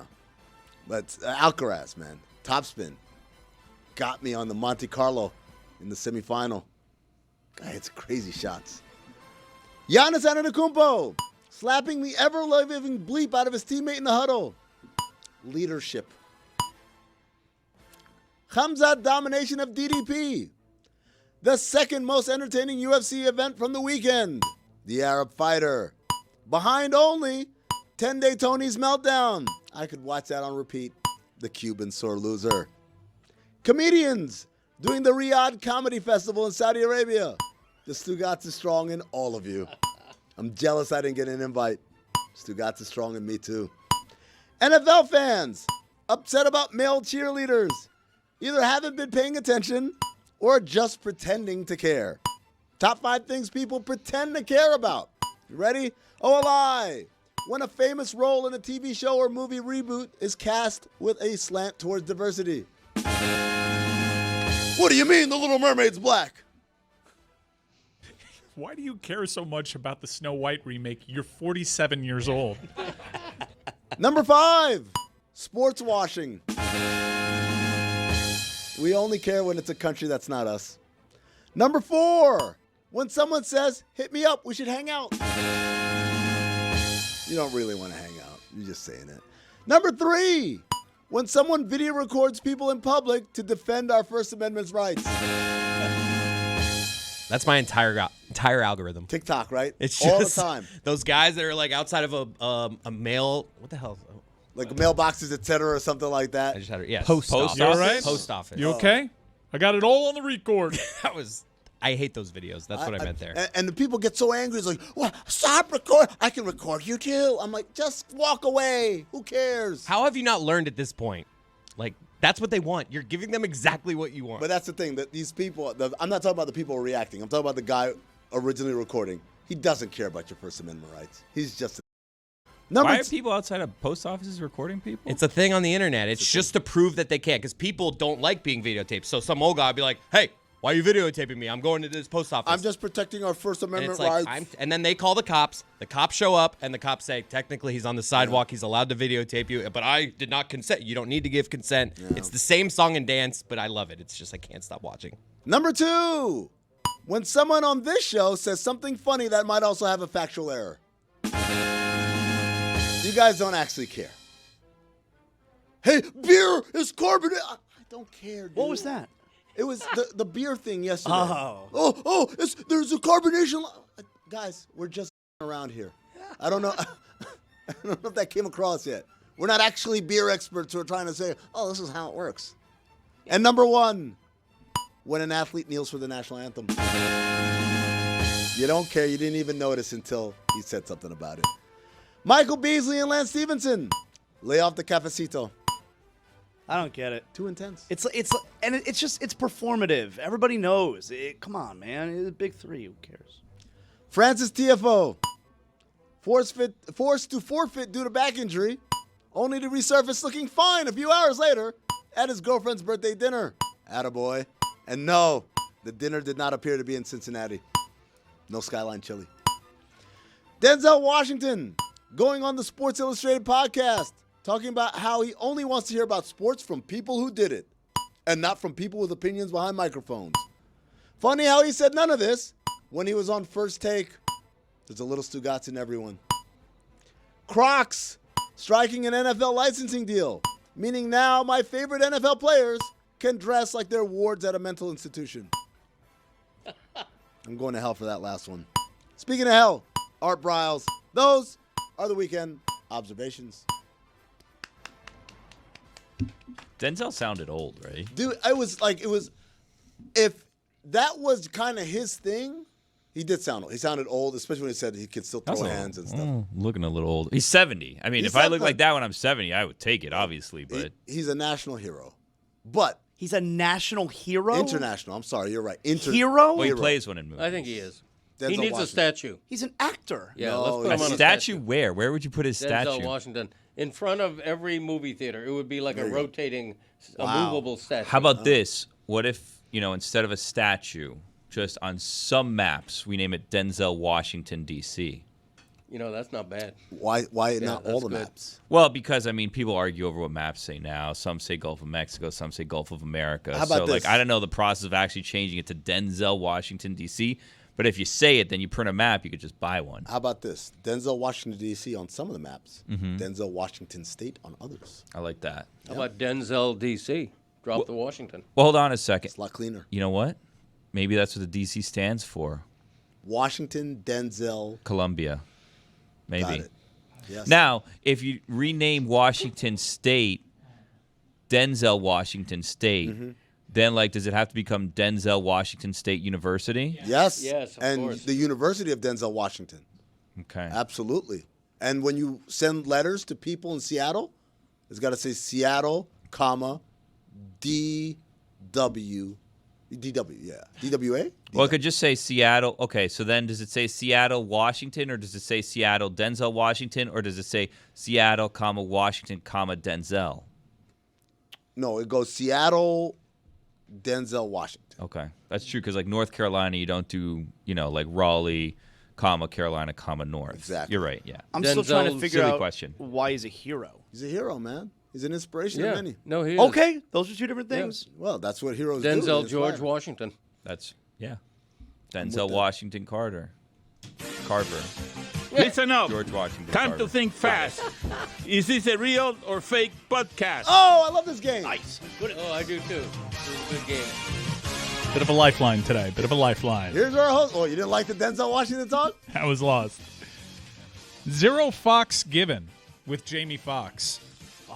That's a good name. That's a good name, but I'm going fake. So he used to have a Sirius XM channel called the Foxhole, and they took it and they gave it to Kevin Hart. Would he call it? No, I'm going to say fake. Yeah. Great name though.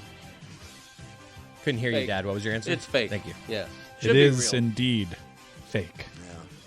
He doesn't have time for a podcast. But he does. He Nah. does. What is he up to, really? He's hanging out with his friends. I saw a video of him arguing with his friends about Jordan versus LeBron. Never heard that one before. Imagine that on a podcast. The Deal with Darren Ravel. Absolutely 100% the type of podcast that he would have. I'm trying to think if he'd have a hokier name. It'd be hokier, right? Billy, I see you nodding your head. I don't think it'd be as simple as the deal. It would be something else. I'm going to go fake. I'm going real because the history of this game, Mike hasn't been giving us someone who has a podcast, but he's been giving us the wrong name of the podcast. That would be very tricky if he did that. So I'm going, it's real. Wow. I think it's fake. I think his podcast is It's My Business with Darren Ravel. Oh, I like that. That would be a great title. Here's something shocking.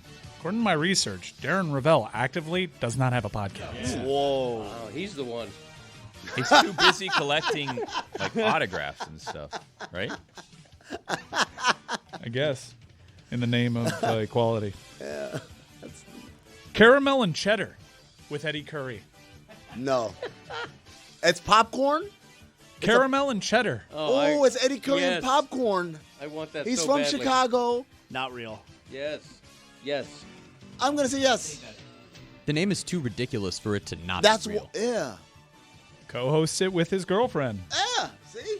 Really? He's Yeah. from Chicago. It's a popcorn thing. They love their Chicago popcorn. We'll talk to Jessica Smetana about it in a little bit. And he's a guy that likes to eat. I'm going to throw that out there. It's a real podcast. Levels to this with Cheryl Swoops. Yes, real. Yeah, I know all the WNBA podcasts. That's a real That's a one. real one. Cheryl Swoops, definitely. That's a type of title Yup. that Cheryl Swoops would have, Yup. too. Greg? Say no. I'm going to go the other way. That's a real podcast. I'm sorry, Cheryl. Now, last one. This question's only for Greg. One Night with Steiny with Willie Cauley-Stein. Oh, wow. Yes. It's a real podcast, but That's a not trick hosted by question, Willie man. Cauley-Stein. It's a Trick trick question. question. Hosted by Steiny. Shame on you. Oh, my God. Mark Stein? That has been Real or Fake Podcast. Now we transition seamlessly to Greg Cody's topic that Chris thought wasn't interesting enough. Wow. Chinese Robotic Olympics. Greg, tell me Take I us want to know away. everything.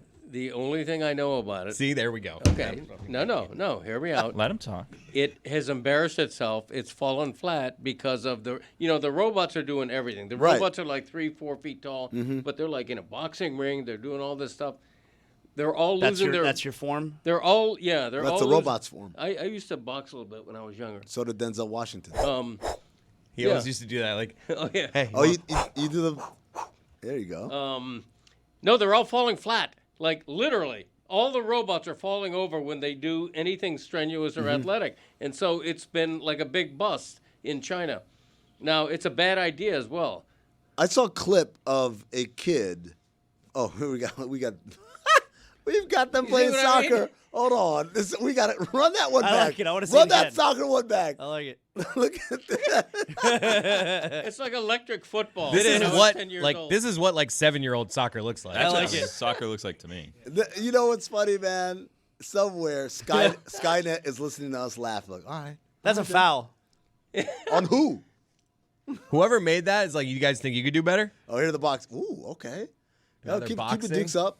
Yeah. Uh-huh.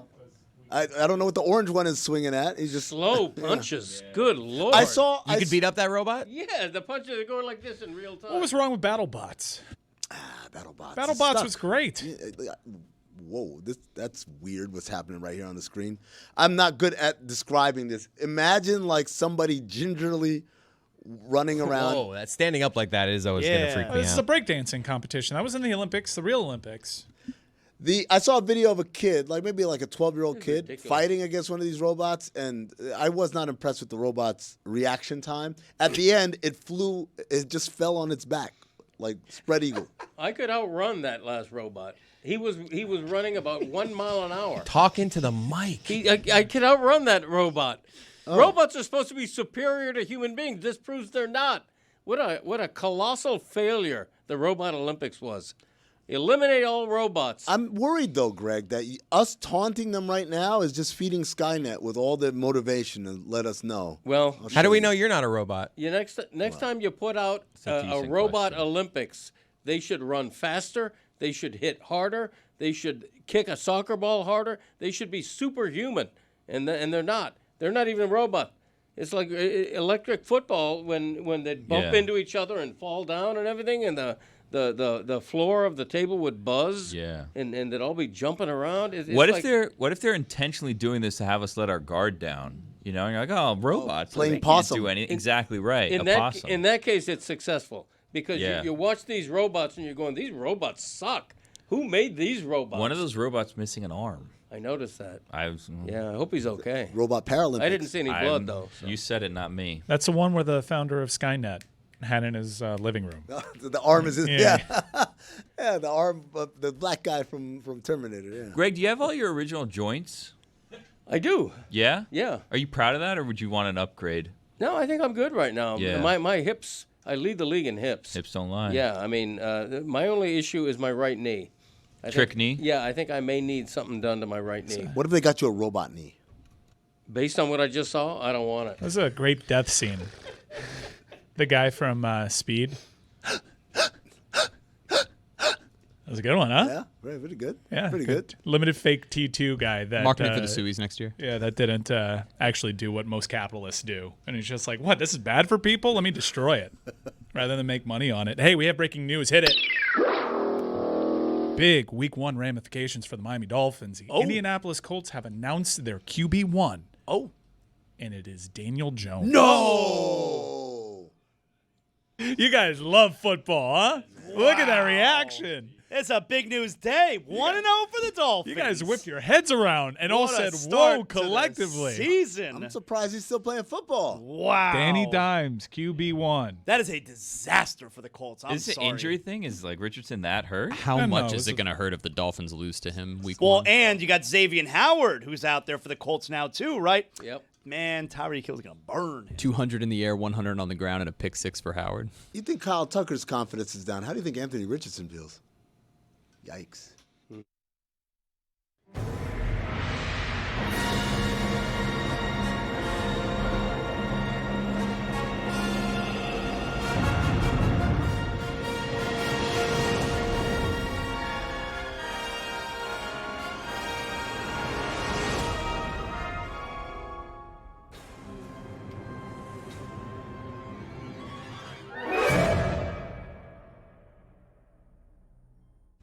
The Sueys are back, and they're presented by Miller Lite.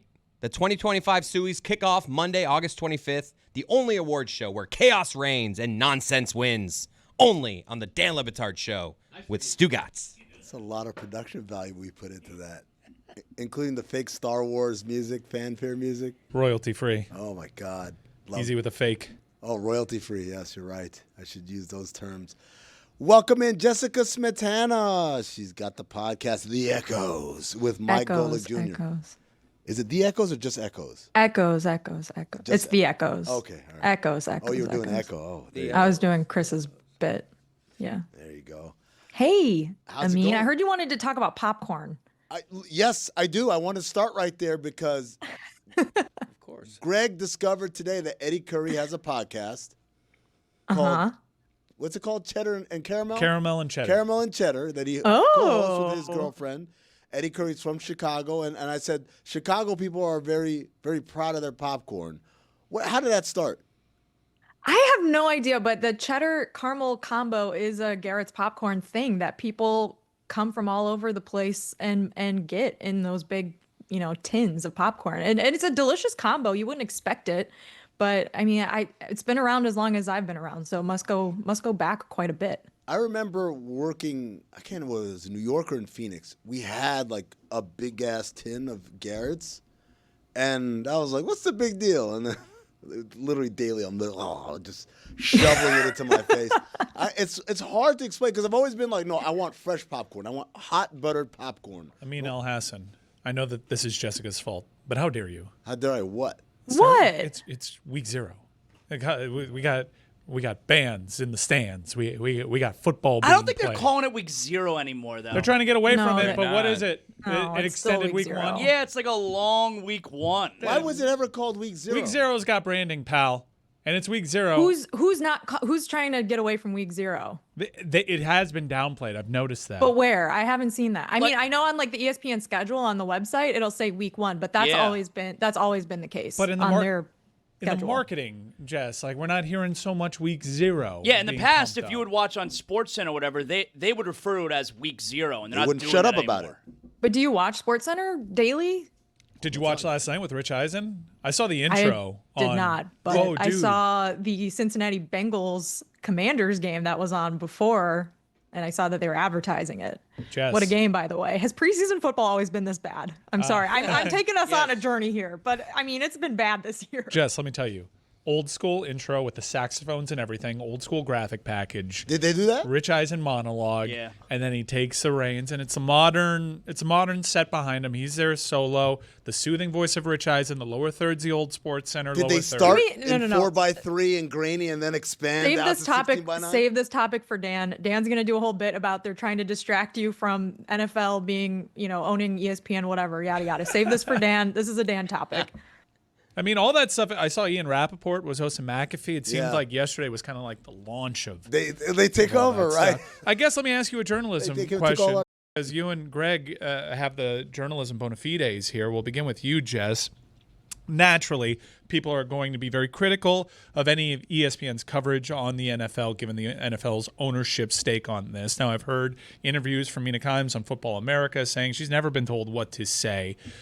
We know from our time over at ESPN, sometimes you're not directly told, but you are certainly given opinions and know which kind of direction they want to steer you in. How do you think ESPN talent's going to navigate this? I mean, it's a great question. And I wonder if there's even, you don't have to be told, but there's just pressure that it's a partner situation. And that's something that I think we even deal with on the Le Batard Show, right? Like, we know we have certain things that you don't tell us we can't say, but like, we know maybe we should be careful around. So, I mean, that's just what happens in a corporate journalism world, no matter where you work or what you do. And that is why, I think a lot of people think the concept of for-profit journalism, it's not something that goes together. Greg? Well, I have a journalism question for Jess, but it's sort of off track of that a little bit. Jess, I'm wondering, why can't Notre Dame pick a starting quarterback, and how? All right, so you want no part of the journalism. It's all right. question. No. Let Let him cook. And how is that going over in South Bend? Because it seems to me that if you can't pick a starting quarterback, it means neither one of them is that outstanding. Echoes. Yeah, Greg, I think a lot of people are like, what's the holdup here? But I personally, I think as long as they name it by the end of this week, I don't think it's that big of a deal because from all accounts, both quarterbacks are getting a ton of reps in practice, so they're going to be ready to go no matter who it is. I think it's at least better than Auburn's situation, which is that they have 3 quarterbacks. And Hugh Freeze has said, Greg, all 3 could end up playing in their opening game against Baylor. That is a sneaky good Power 4 game because Baylor went from being, is Dave Aranda on the hot seat last season to they figured out a little bit of NIL and recruiting stuff that they didn't have figured out before. They had a really solid end of their season last year. Auburn, on the other hand, they're like, we have 3 quarterbacks. We have 3 play callers. They've said their offensive coordinator is going to call first down. Hugh Freeze is going to call second down. And then their quarterbacks coach is going to call third down. But Hugh Freeze is like, I can overrule any of it at any time. So there's 3 play callers, 3 quarterbacks. I mean, I think that's 9 different combinations if I'm doing the math correctly. That'll work. And on top of that, they're like, by the way, we're also going to claim all these extra national championships that we weren't claiming before because we were only claiming the AP voted national championships. And Greg, I'm sure you remember back in the day when the national championship was something that people voted on pre-BCS era. Yes. And can explain that a little bit. But very weird offseason, and that's called a transition. That's how I transitioned from your question about Notre Dame to something that I said I wanted to talk about on my little topic sheet today, which I am only allowed to reference when Dan's not here. How did Auburn just wake up today and say, you know what, we have 9 national championships now. Thank you, everybody. Moving on. It's a great question, Billy. So I think previously they had, according to On3, they had recognized 2 national championships in their stadium, and then they had 3 in their media guide. So the 2 in the stadium were the 1957 one and the 2010 one, which were the AP national titles. And then they had 3 more that were in their football media guide. And then today they were like, there's also going to be 4 more. Yeah. And now they're adding 1910, 1914, 1958, and 2004. That was a good year. That's the weird one. Like the 1910s and 1913s, like, okay, whatever. Like, what do I know? 2004, like, I was alive. Yeah. I know you didn't win the national championship. Yeah. Well, that's my question. So, like, does it, I mean, I personally have no problem with schools claiming whatever national championships they want to claim, like Jeremy's alma mater. I don't give if you want to claim that. UCF, like, that's fine. Good for you guys. You can use it for marketing purposes and like reunion purposes. Like, why are you okay with that? You can't just claim a national championship. You literally can in college football. At least you used to be able to. It's harder now. UCF stuff though. Like if you're Auburn, you should be above just deciding, you know what, I woke up today and I have now more national championships. A little more dignity. Billy, I think some people would definitely agree with that. But I think that, you know, the national championship has always been something that's been up for debate over the years. There was voting pre-bowl game. There was voting post-bowl game. There was split votes at points in history. So there are claimed national titles and there are unclaimed national titles. And I guess if you want to do it, like, I have no problem with it. But people are probably going to make fun of you, especially if you are Auburn. And I think that that's okay. I mean, if you weigh out the pros and cons of, are we going to get clowned on the internet versus are we now saying we have like 9 national championships or whatever it is, like, I guess you do the math in your head and you're like, cool, I think it's worth it. What's the upside in claiming a national championship in a year that everyone remembers? Like what? Like I don't remember 2004 for the record. I think that they can get away with that. In 10 years, also everyone will forget. Well, so at some point, you're like, oh yeah, you just see it says like 2004 national championship, and you're gonna like look it up. You're like, I'm gonna Google who they beat. Jason Campbell and them boys. I remember that, but that was in the BCS era where they specifically installed the formula to avoid circumstances like that, where you had multiple people claiming a national title. Yeah, an undefeated team that didn't get an invite to the championship, and so ultimately they go undefeated and they say, hey, we probably should have been there, and thus national champions. It makes sense to me. Right. I mean, yeah, they went undefeated. They won the Sugar Bowl and the SEC, and they were like, we finished second in the AP in the coaches poll, but we were 13-0. We can claim this one because we won all our games. I guess Florida State, the question is now, have they tried to claim 2023, Mike? Because feels like something maybe, although they lost their bowl game. They lost by 70 points. Can't lose the bowl They game. lost by 70 points. This weekend slate, week 0, informally, I guess maybe possibly FKA, week 0, does have a bunch of coaching debuts. Frank Reich, maybe surprising many in the audience. He's at Stanford now. The one I want to talk about is Dan Mullen, because it seems like UNLV finally, they had a very messy NIL year last year. Their quarterback leaves, but they have dialed in NIL. And believe it or not, Dan Mullen in his first season at UNLV has better odds to make it to the CFP than Florida State University has. What Sicko's Delight are you locked into this weekend? I mean, all of the games are very tantalizing to me. I think we'll start with Farmageddon. I mean, what was your question? Because I saw that you wanted to get in here briefly before we start with Farmageddon. I found the quote from the athletic director from Auburn, and it says, quote, "For too long, Auburn has chosen a humble approach to our program's storied history."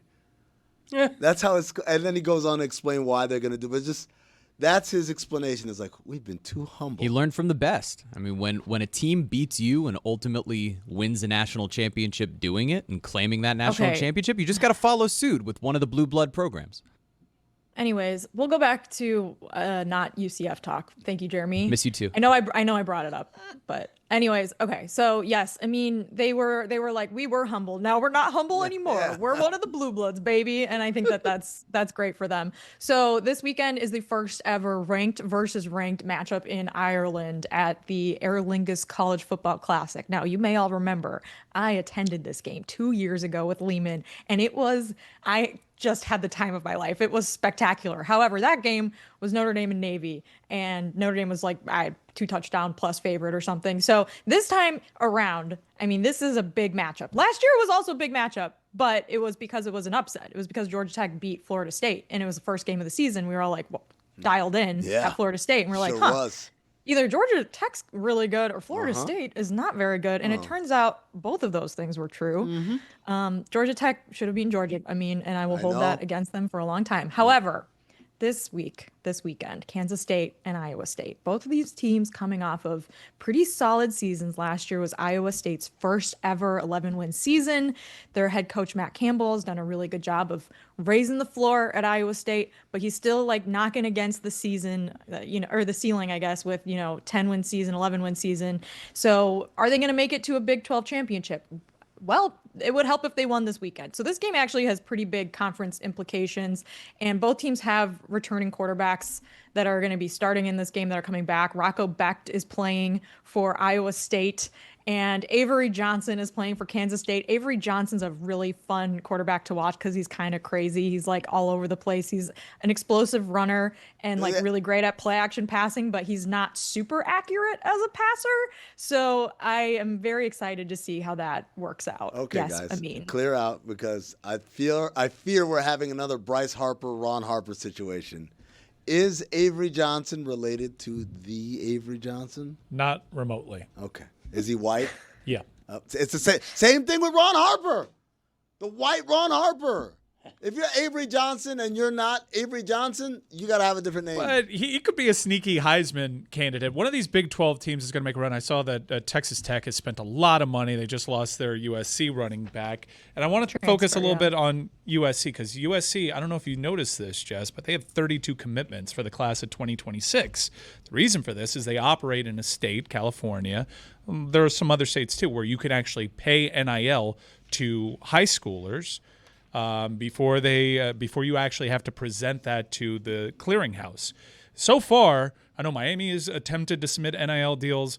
I haven't heard of a single school that has had an NIL deal approved yet by Deloitte, who is overseeing the NIL clearinghouse. It seems as though they're kicking the can down the road. What do you make of USC kind of exploiting these rules and paying high schoolers directly? We're talking about juniors. We're talking about 16, 17-year-olds to get their commitment and get their NIL funded that way, so they're not subject to this new screwy way.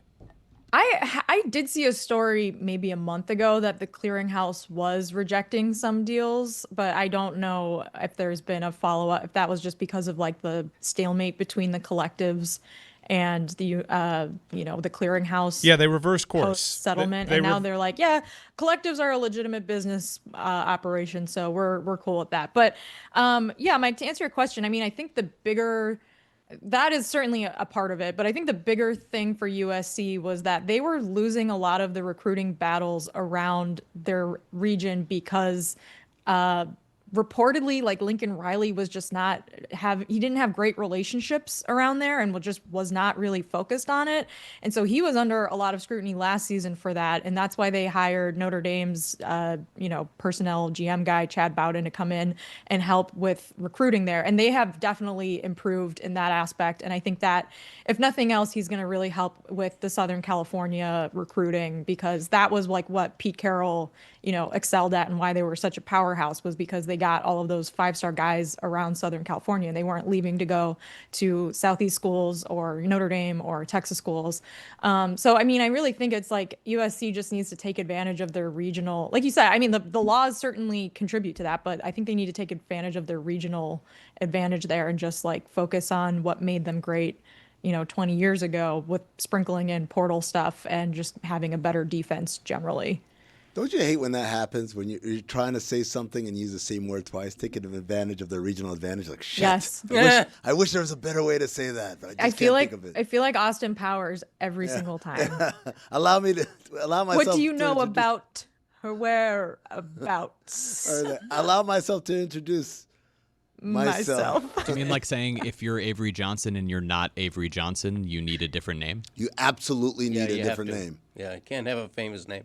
Jess, this is in the same realm as Mike's line of thought, I think. With schools now wanting more and more revenue sources to pay for players, to buy transfers, Oklahoma is now selling fan access to post-game news conferences. I'm just wondering what you think of that. I hadn't seen that story. To selling fan access to like a press conference. Yeah, That's it's like $500 batty. or something. You get to sit in the back, and you don't get to ask questions, but you just. But why would you want to so be? boring. That's so boring. Yes, No, I that- remember when I was a young reporter, Greg. I was covering Notre Dame men's basketball, and Duke was in town, and I had to go to Mike Krzyzewski's press conference. And I had grown up watching men's basketball and was a huge basketball fan. And I was like, this is so cool. I'm gonna see Coach K in person at a press conference and maybe even ask him a question. So I rolled up. I sat in the press conference. I listened to him talk for like 15 minutes, and I was like, wow, these are really, really boring. Right. The game is so much more exciting than this. I mean, if I were a fan, I would probably want to just pay extra to have closer seats. But I guess any advantage you can get in selling access. I think guess people are going to buy the access. I think people are going to be into doing You it. think the has- losers are going to do No, it? no. The first game has sold out. Yeah. like Losers. the fan It's not a access surprise. to the opener, and it's like it's a weird amount. It's like $679 or something like that. But I'll just watch it on YouTube. Yeah, like Well, there's true, yeah. absolutely no advantage to being in that room. It's usually hot in there. A disadvantage, honestly. Yeah, it's super crowded. Also, if you lose, it's like really depressing. Like you rarely get to see a Brian Kelly fist slam on the table. Like you rarely get a moment in a press conference Right. where you're like, wow, that was pretty, A Dennis pretty Green. intense. Jessica, your first press conference. I'm imagining you wore a beret and you had like a folder and stuff, and it was with those color-coded tabs, and you were there ready to take like furious notes, and everyone else is looking at you like you're crazy. It reminds me of during the playoffs, I went to Pacers Knicks, and Greg Doyle Oh, yeah. was there, and he was asking like very kind of pointed questions at Pascal Siakam about why didn't you guys bring it today or whatever. How it's the playoffs? How couldn't you not? And I do not every time he asked a question, and then Pascal Siakam would start answering, Greg Doyle would start feverishly typing on his laptop that was from like 2007, and it sounded exactly like this. It was so loud I could not hear what Pascal was saying. I was just like, "What's happening here?" There's no way he's actually transcribing what's being said. Yeah, that's super annoying. That goes on today. You know, you're at a Eric Spoelstra post-game press You conference. hear and- Ira clacking away. Yes, yeah, Always. yeah. Always. Am I right? Ira is a 100% big offender of correct. this. Yeah. Yes. I wasn't going to mention him, but you know. But once the name got brought up. Yeah, Jeremy mean- said it in my ear.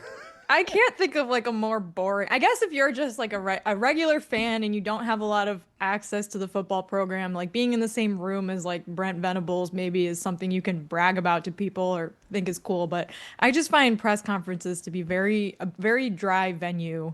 I mean, literally a dry venue. They don't sell alcohol there. But I think to Well, Jess's point, I think the game. everybody who buys this ticket will learn that very quickly. Yeah, no, we're like, just I being agree. brats because we've done There's, it before. but no, Like, but I think even a fan will sit in one of those and, And be it's our like, jobs. and just be like, I don't need to do it again though. Like it wasn't that fun. Like it was maybe cool, but like, okay, I got it. Like you do it and you realize that, like you said, the Denny Green or the Brian So Kelly, rare. Like it's so rare. Come after me. I'm 40. Yeah, that one. That's the only reason I know Mike Gundy's name. Right. And now But- he's over 50. So that happened so long ago. Wow. I like the idea of thinking, even though it's not going to be that because they can't ask questions, of it turning into like a UFC, like Conor McGregor press conference where fans just grab the microphone like, ah, Conor, blah, blah, blah, and then they're like insulting the other people, and they're like, ah, and then they all break out in song. Yeah. Hey, Jess, can I ask you a question not on the Yes, things that you what's want to up? talk about? That's Greg fine. mentioned this earlier. Greg thinks there should be a weight limit in the Little League World Yeah, we Series. gotta get to that. Yeah. Oh, to it like now. No fatties. instead of going by age, they go Yeah. by like heavyweights, middleweights. You got to do both. featherweights. You got to do Do both. both. Yeah, because if the pitcher meets the age requirement, but he's like, 6'1", 210 pounds, I don't care how old he is, he shouldn't be pitching to a little kid who looks like a little kid. You know what I mean? So But a little Pedro Martinez is fine. Like a kid that's small but just throws gas. Like you're cool with yeah, that. you got to go by age and size, in my opinion. You like the idea of kids cutting weight the day before the big game? Yeah, you do what you got to do. You like right? the idea of like a kid who's like bigger that maybe gets made fun of a lot in school, being told he can't play because he's too big. Well, he can play. He can play in his own weight class. Right, yeah. You know, It's like So boxing. he has to play up Yeah. with bigger kids.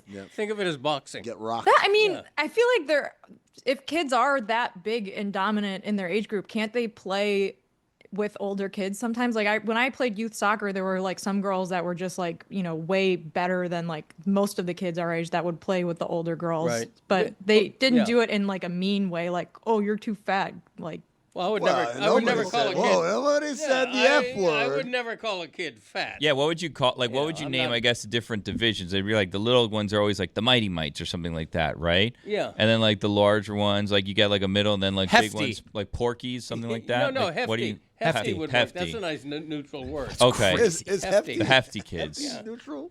Hefty.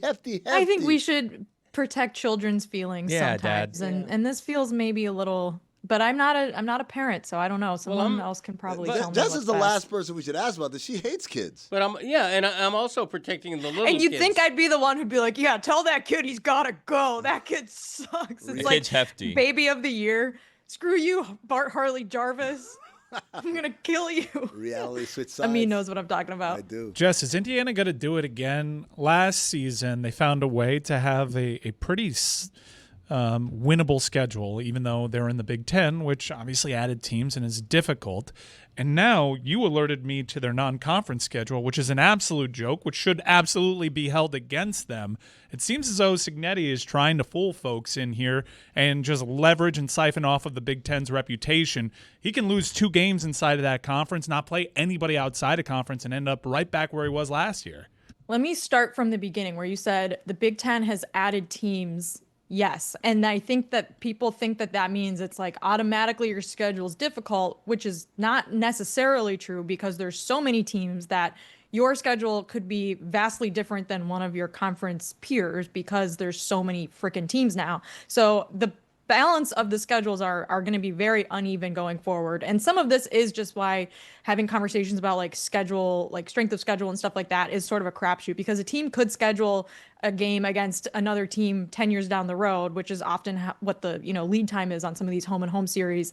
And that team could have fired their coach the year before and you would have no way of knowing. So you can't necessarily ding them for that. However, in Indiana's case, Curt Cignetti he's not even trying to like fool anyone. He has blatantly been like, we're going to do a quote unquote SEC model of scheduling and schedule FCS teams every year because he's claiming, and all the other Big Ten coaches claimed at media days, that the SEC only plays 8 conference games, the Big Ten plays 9, so they shouldn't have to play any of these tough non-conference games because it's, woe is them, it's so unfair, et cetera, et cetera. So he actually canceled a series with Virginia, which is like one of the bottom ACC teams. So if you can't even keep your game against Virginia, like what are we doing here?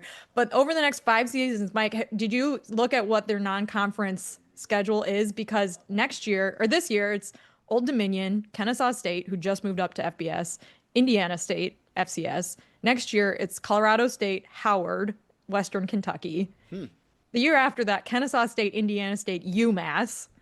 And then 2028, Austin Peay, Eastern Michigan, Miami of Ohio. And then in 2029, they have Ball State, Eastern Illinois, and Western Kentucky. That's bad. So no Power 4 teams. Barely a group of 6 thrown in there, like an elite group of 6 thrown in there. I mean, Western Kentucky and Colorado State have been decent over the last few years, but like these are all games that Indiana, I don't even want to say Indiana should win because historically they wouldn't automatically win these games. It's just in the last year that the opinion of them has sort of changed a little bit with Cignetti being able to just recruit talent at a higher level. But anywho, it is sort of an abomination because I think in their minds, like, he wants to keep his job. I get that. But in their minds, yeah, it's like you drop a game to Ohio State or Michigan in the regular season or Penn State or Illinois, but you still have these 3 wins under your belt going into conference play. You don't need to do too much to get that, at-large bid into the playoff, especially if your conference commissioner is now saying, what if we expanded to 24 or 28 teams in the playoffs? What if we had 7 auto bids for the college football playoff for the Big Ten? Like, it just is really, really lame, I think, and not fun to watch.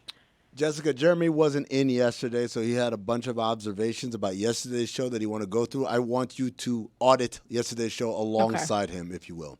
I will. So it's in the form of a top 5. OLI, Chris's transition to the Jack Pocket line read yesterday was fabulous. Incredible job.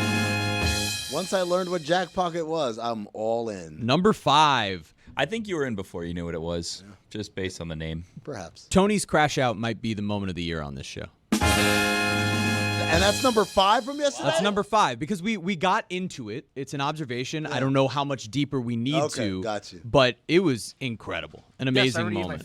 Jess, did you see the crash out by Tony? I did watch like the first 40 minutes of yesterday's show, and I had no idea. I had no idea what was going on. I don't know anything about MMA, but it was funny to watch Tony crash out. So I will in Little Havana. 2-time cancer survivor calling that the worst night of his life was truly remarkable. Thanks, Mark. Number 4, we had that whole Dylan Gabriel conversation without like any context being applied to his quote. Dylan!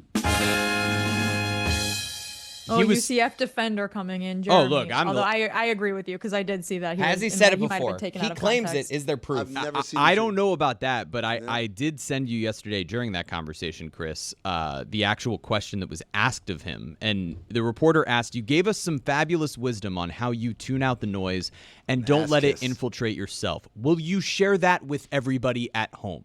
So clearly he had just shared that line earlier in the week with the reporter, who then specifically asked him for it.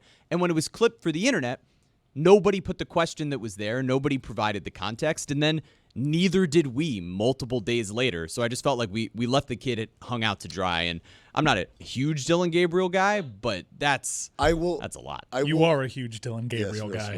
Well, I was in 2019. Also, I will refer you back to my top 5 list from earlier.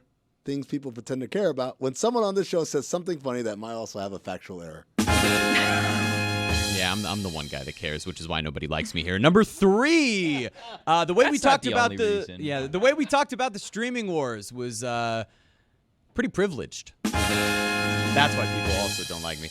We just talked about it like, well, I can afford it. I have all of them. It's just annoying. How about all of the people who just want access to their sports but can't afford to have all of these different streaming services? But then this is where I'll push back on you.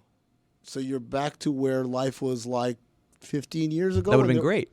But I'm just saying, like, all that's happening now is, yes, there are haves and have-nots. The have-nots don't have as many streaming options, but they still going to get some of the games because they have some of these options. You'd like to think that the advancement of technology would actually be a benefit for society, but it's No! only a benefit for the billionaires. Where do you live? We have Robot Olympics now. Yeah. Yeah, how about that? Number 2. Yeah, I mean, Jeremy, I think to butt in for a second, it's like things were never free before, but you also couldn't watch every single out-of-market game. So I kind of get why I have to pay extra for that now. Like if I want to watch Steelers games, but I live in Florida, I get why they charge me for that. I agree that it sucks as a consumer, but you know, when has big business ever cared about consumer output? All right, good conversation. We brought up the consumers. I'm just happy that we did that, not just through our own lens. Number 2, we talked about nicknames in sports. We're always viewing this through the prism of consumers that are spending too much. I don't understand. Congratulations on fighting for the smaller guy as opposed to the medium guy. Also, we're always doing this through our own lens.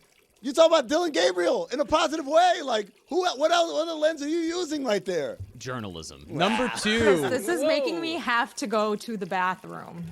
Chris, please. Thank you. That was so annoying. Midstream. You ever stop midstream? You got to do the Austin Good for your Powers. pelvis. I thought he was talking about me speaking. Pelvic strength. Number 2, you guys talked about basketball nicknames yesterday and oh man, that is very distracting. And the fact that there aren't very many good ones, so I have a mini top 5 within the top 5. Top 5 baseball nicknames. Inception. No, I like this. Give it to me. Number 5, The Dark Knight for Matt Harvey. Technically hasn't retired yet. Number 4, El Mago for Javier Baez. That's a good one. Number 3, for Vinny Pasquantino, the Pasquatch. I don't like that one. Number 2, for Jostinsson, and I forget his last name, a minor league player, but Jostinsson is spelt with like 8,000 letters. It's the password. And number 1, Cal Raleigh, the big dumper. Where's Dick Mountain on that list? And then number 1, we talked about posters. Another mini top 5 posters that I had on my childhood bedroom. OLI, the Abbey Road album. Nice. OLI, the Sgt. Pepper's album. Wow, look at that. OLI, the Yellow Submarine album. Number 5, a poster of all the Beatles albums. Number 4, John Lennon, Imagine. Oh my God. Number 3, a poster that I purchased that was a picture of myself playing in my first 10 and under travel baseball tournament Christ, at man. Walt Disney World. How much did you win? Wide World of Sports. Tell me you didn't have a roommate. Oh, this is childhood. Oh, okay. Number 2, the 1998 home run chase, where Mark McGwire was the center cut of it, and then Sammy Sosa and Ken Griffey Jr. were in the corners. Cheaters! And number 1, Not Kenny. the Joker. Why so serious? Because The Dark Knight is far superior to The Dark Knight Rises. No, it's not. Jess, you're with me, right? Dark Knight Rises is a better movie. Has Hines Ward in it. Has Hines Ward. I mean, I think that if you took out the entire middle hour of The Dark Knight Rises, where he's just like trying and failing repeatedly to get out of that like hole in the desert, the movie would still be okay. It's character development. It's just a long sequence. But anyways, yes, I mean, they're both fantastic. And Dark Knight filmed in Chicago. Dark Knight Rises in Pittsburgh. It's like if Christopher Nolan took my brain and was like, what do we do? Let's make these movies weird. Maybe you did the Inception to him. That's true. Do you guys want to talk about Hawaii and Stanford before I leave? Yes, Mike, please. Timmy Chang and them boys. Chasing, that's the Hawaii game. Frank Reich versus Timmy Chang. Except it's at 7:30 Wait, Eastern. hold on. Is it the Frank Reich, or is it just another situation where it's a guy named the same name as let me someone famous? explain. Let me explain. Amin, do you know what happened at Stanford this offseason to their football program? No, what happened? Their head coach was he resigned in the spring / was told to resign because a story came out in ESPN that he was bullying and belittling to his female colleagues, and just in general not great, not up to the standard. So random coaching search had to happen in like April this year. Oh, do you wow. know who the GM of the Stanford Cardinal football program is? I'm going to guess it's someone who wishes people a happy June. It is Andrew Luck. Yeah. And he brought in Frank Reich to be the interim head coach for this season. And so interim coach in college football, is that a thing that happens very often for a full season? No, because how do you recruit players to come play for your program if you're like, by the way, I'm not going to be here in a year and I have no idea who is. Yeah. So they're already sort of starting on their back foot, I guess, for this season, because that was a thing that I don't think anyone expected to happen in the offseason. So Frank Reich is the interim head coach. Their quarterback from last year transferred to Auburn. He's one of the 3 Auburn quarterbacks that might play in the opener. And so it's not looking good for Stanford this year. I mean, they were very bad last year. They've been 3-9 like the last 4 seasons. They have not been able to compete really in the portal NIL era yet. And so Hawaii is actually a 2.5-point favorite against Stanford, which is kind of crazy. And insane. I will be rooting for Hawaii in that game. It's not the You same. root against Frank Reich? It's not the same at the TCU What's Chang. that? I hate Stanford. I hate their stupid tree. They suck. Before we go, we didn't get to Sam Pittman and the mashed potatoes, but next week I'll be back. This is what we're doing for college football season, by the way. We're doing a segment Inception in the show.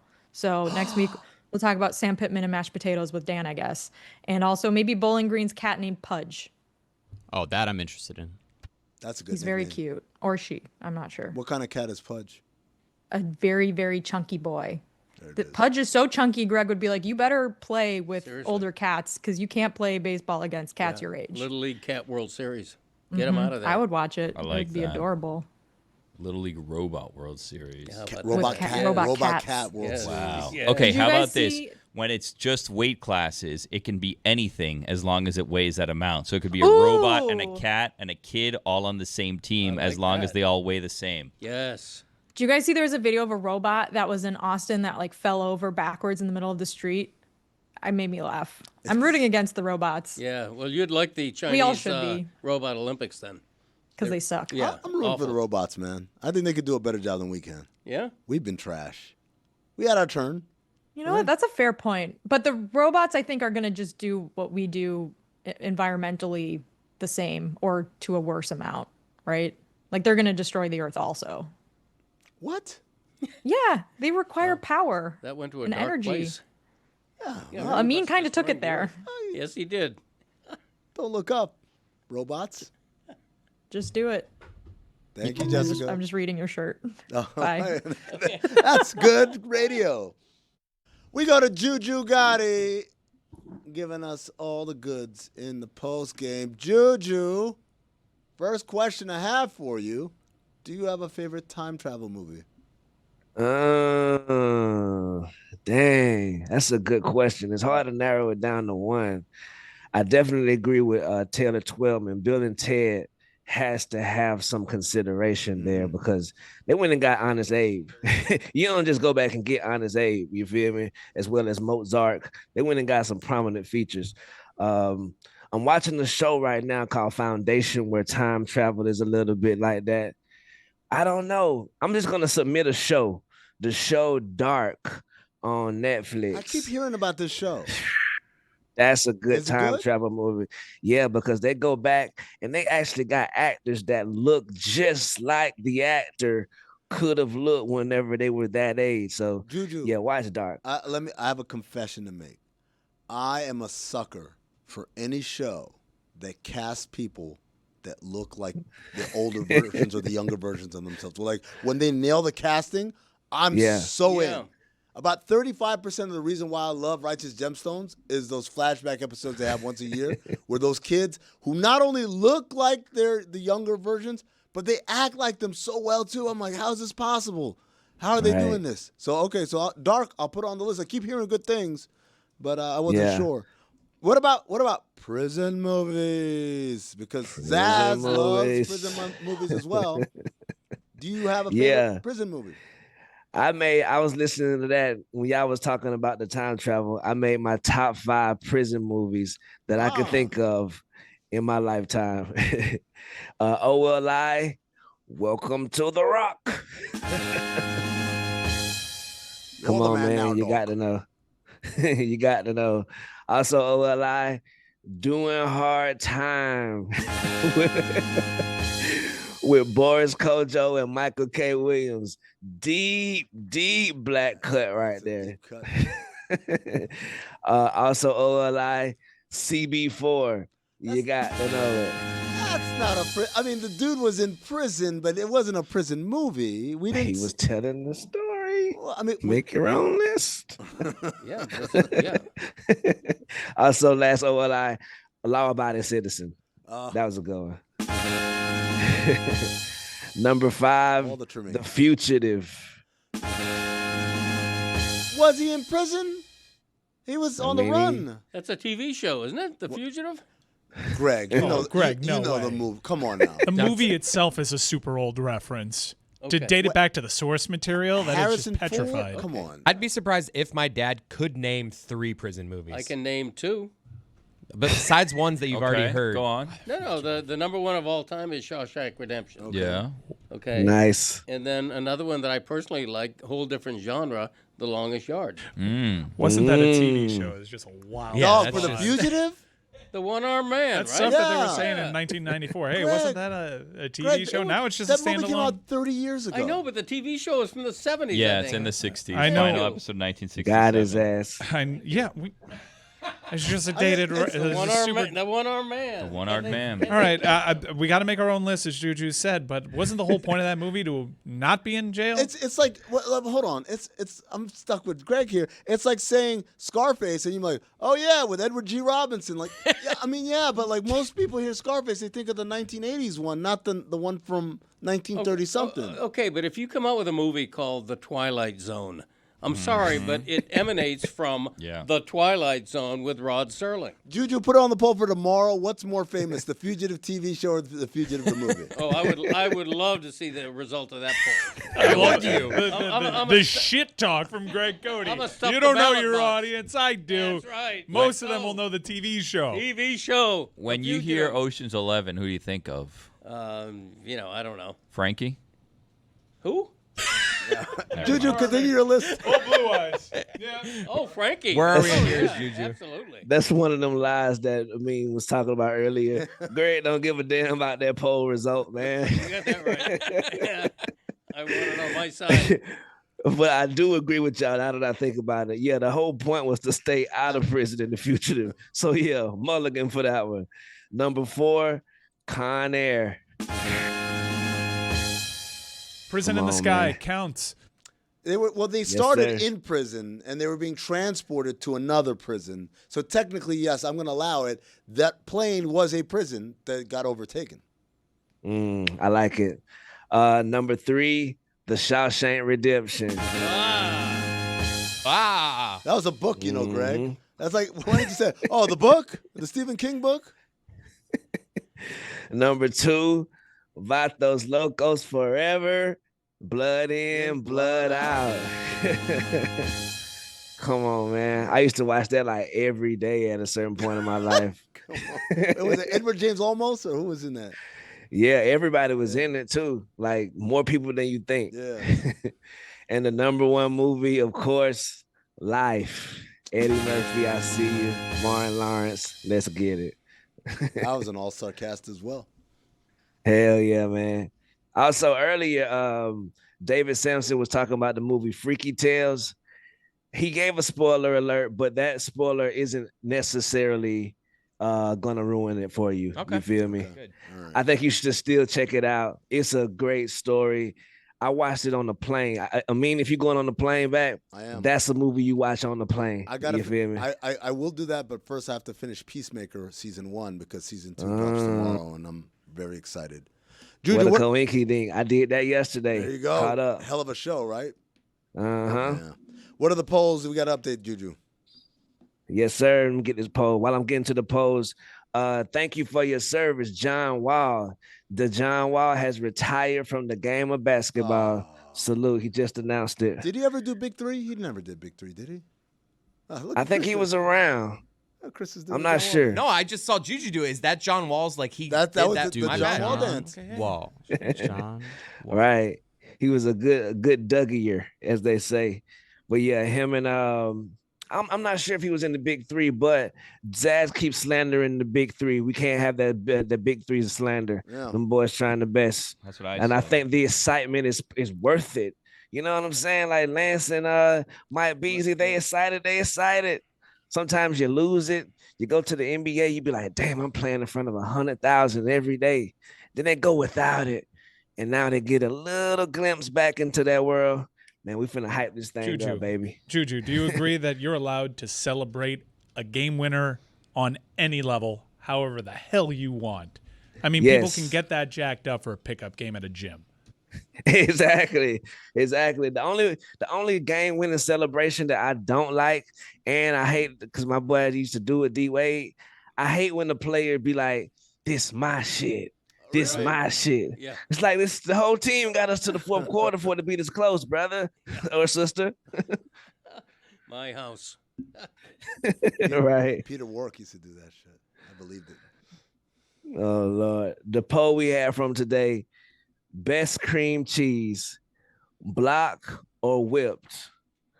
And 67% of the audience said whipped. Wow. Crazy. People don't get it. I'm the voice of the voiceless. We don't have a lot of Jews in this audience, apparently.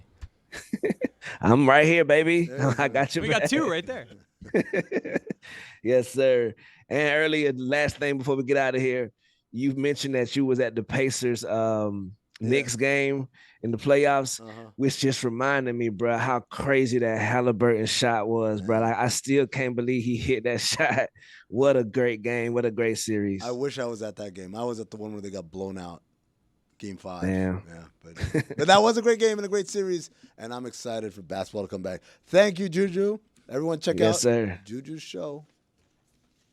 Eyeball hoops, baby. It is. Oh, not eyeball hoops. DLS. DLS hoops. You dig it. Come on, man. The switch over.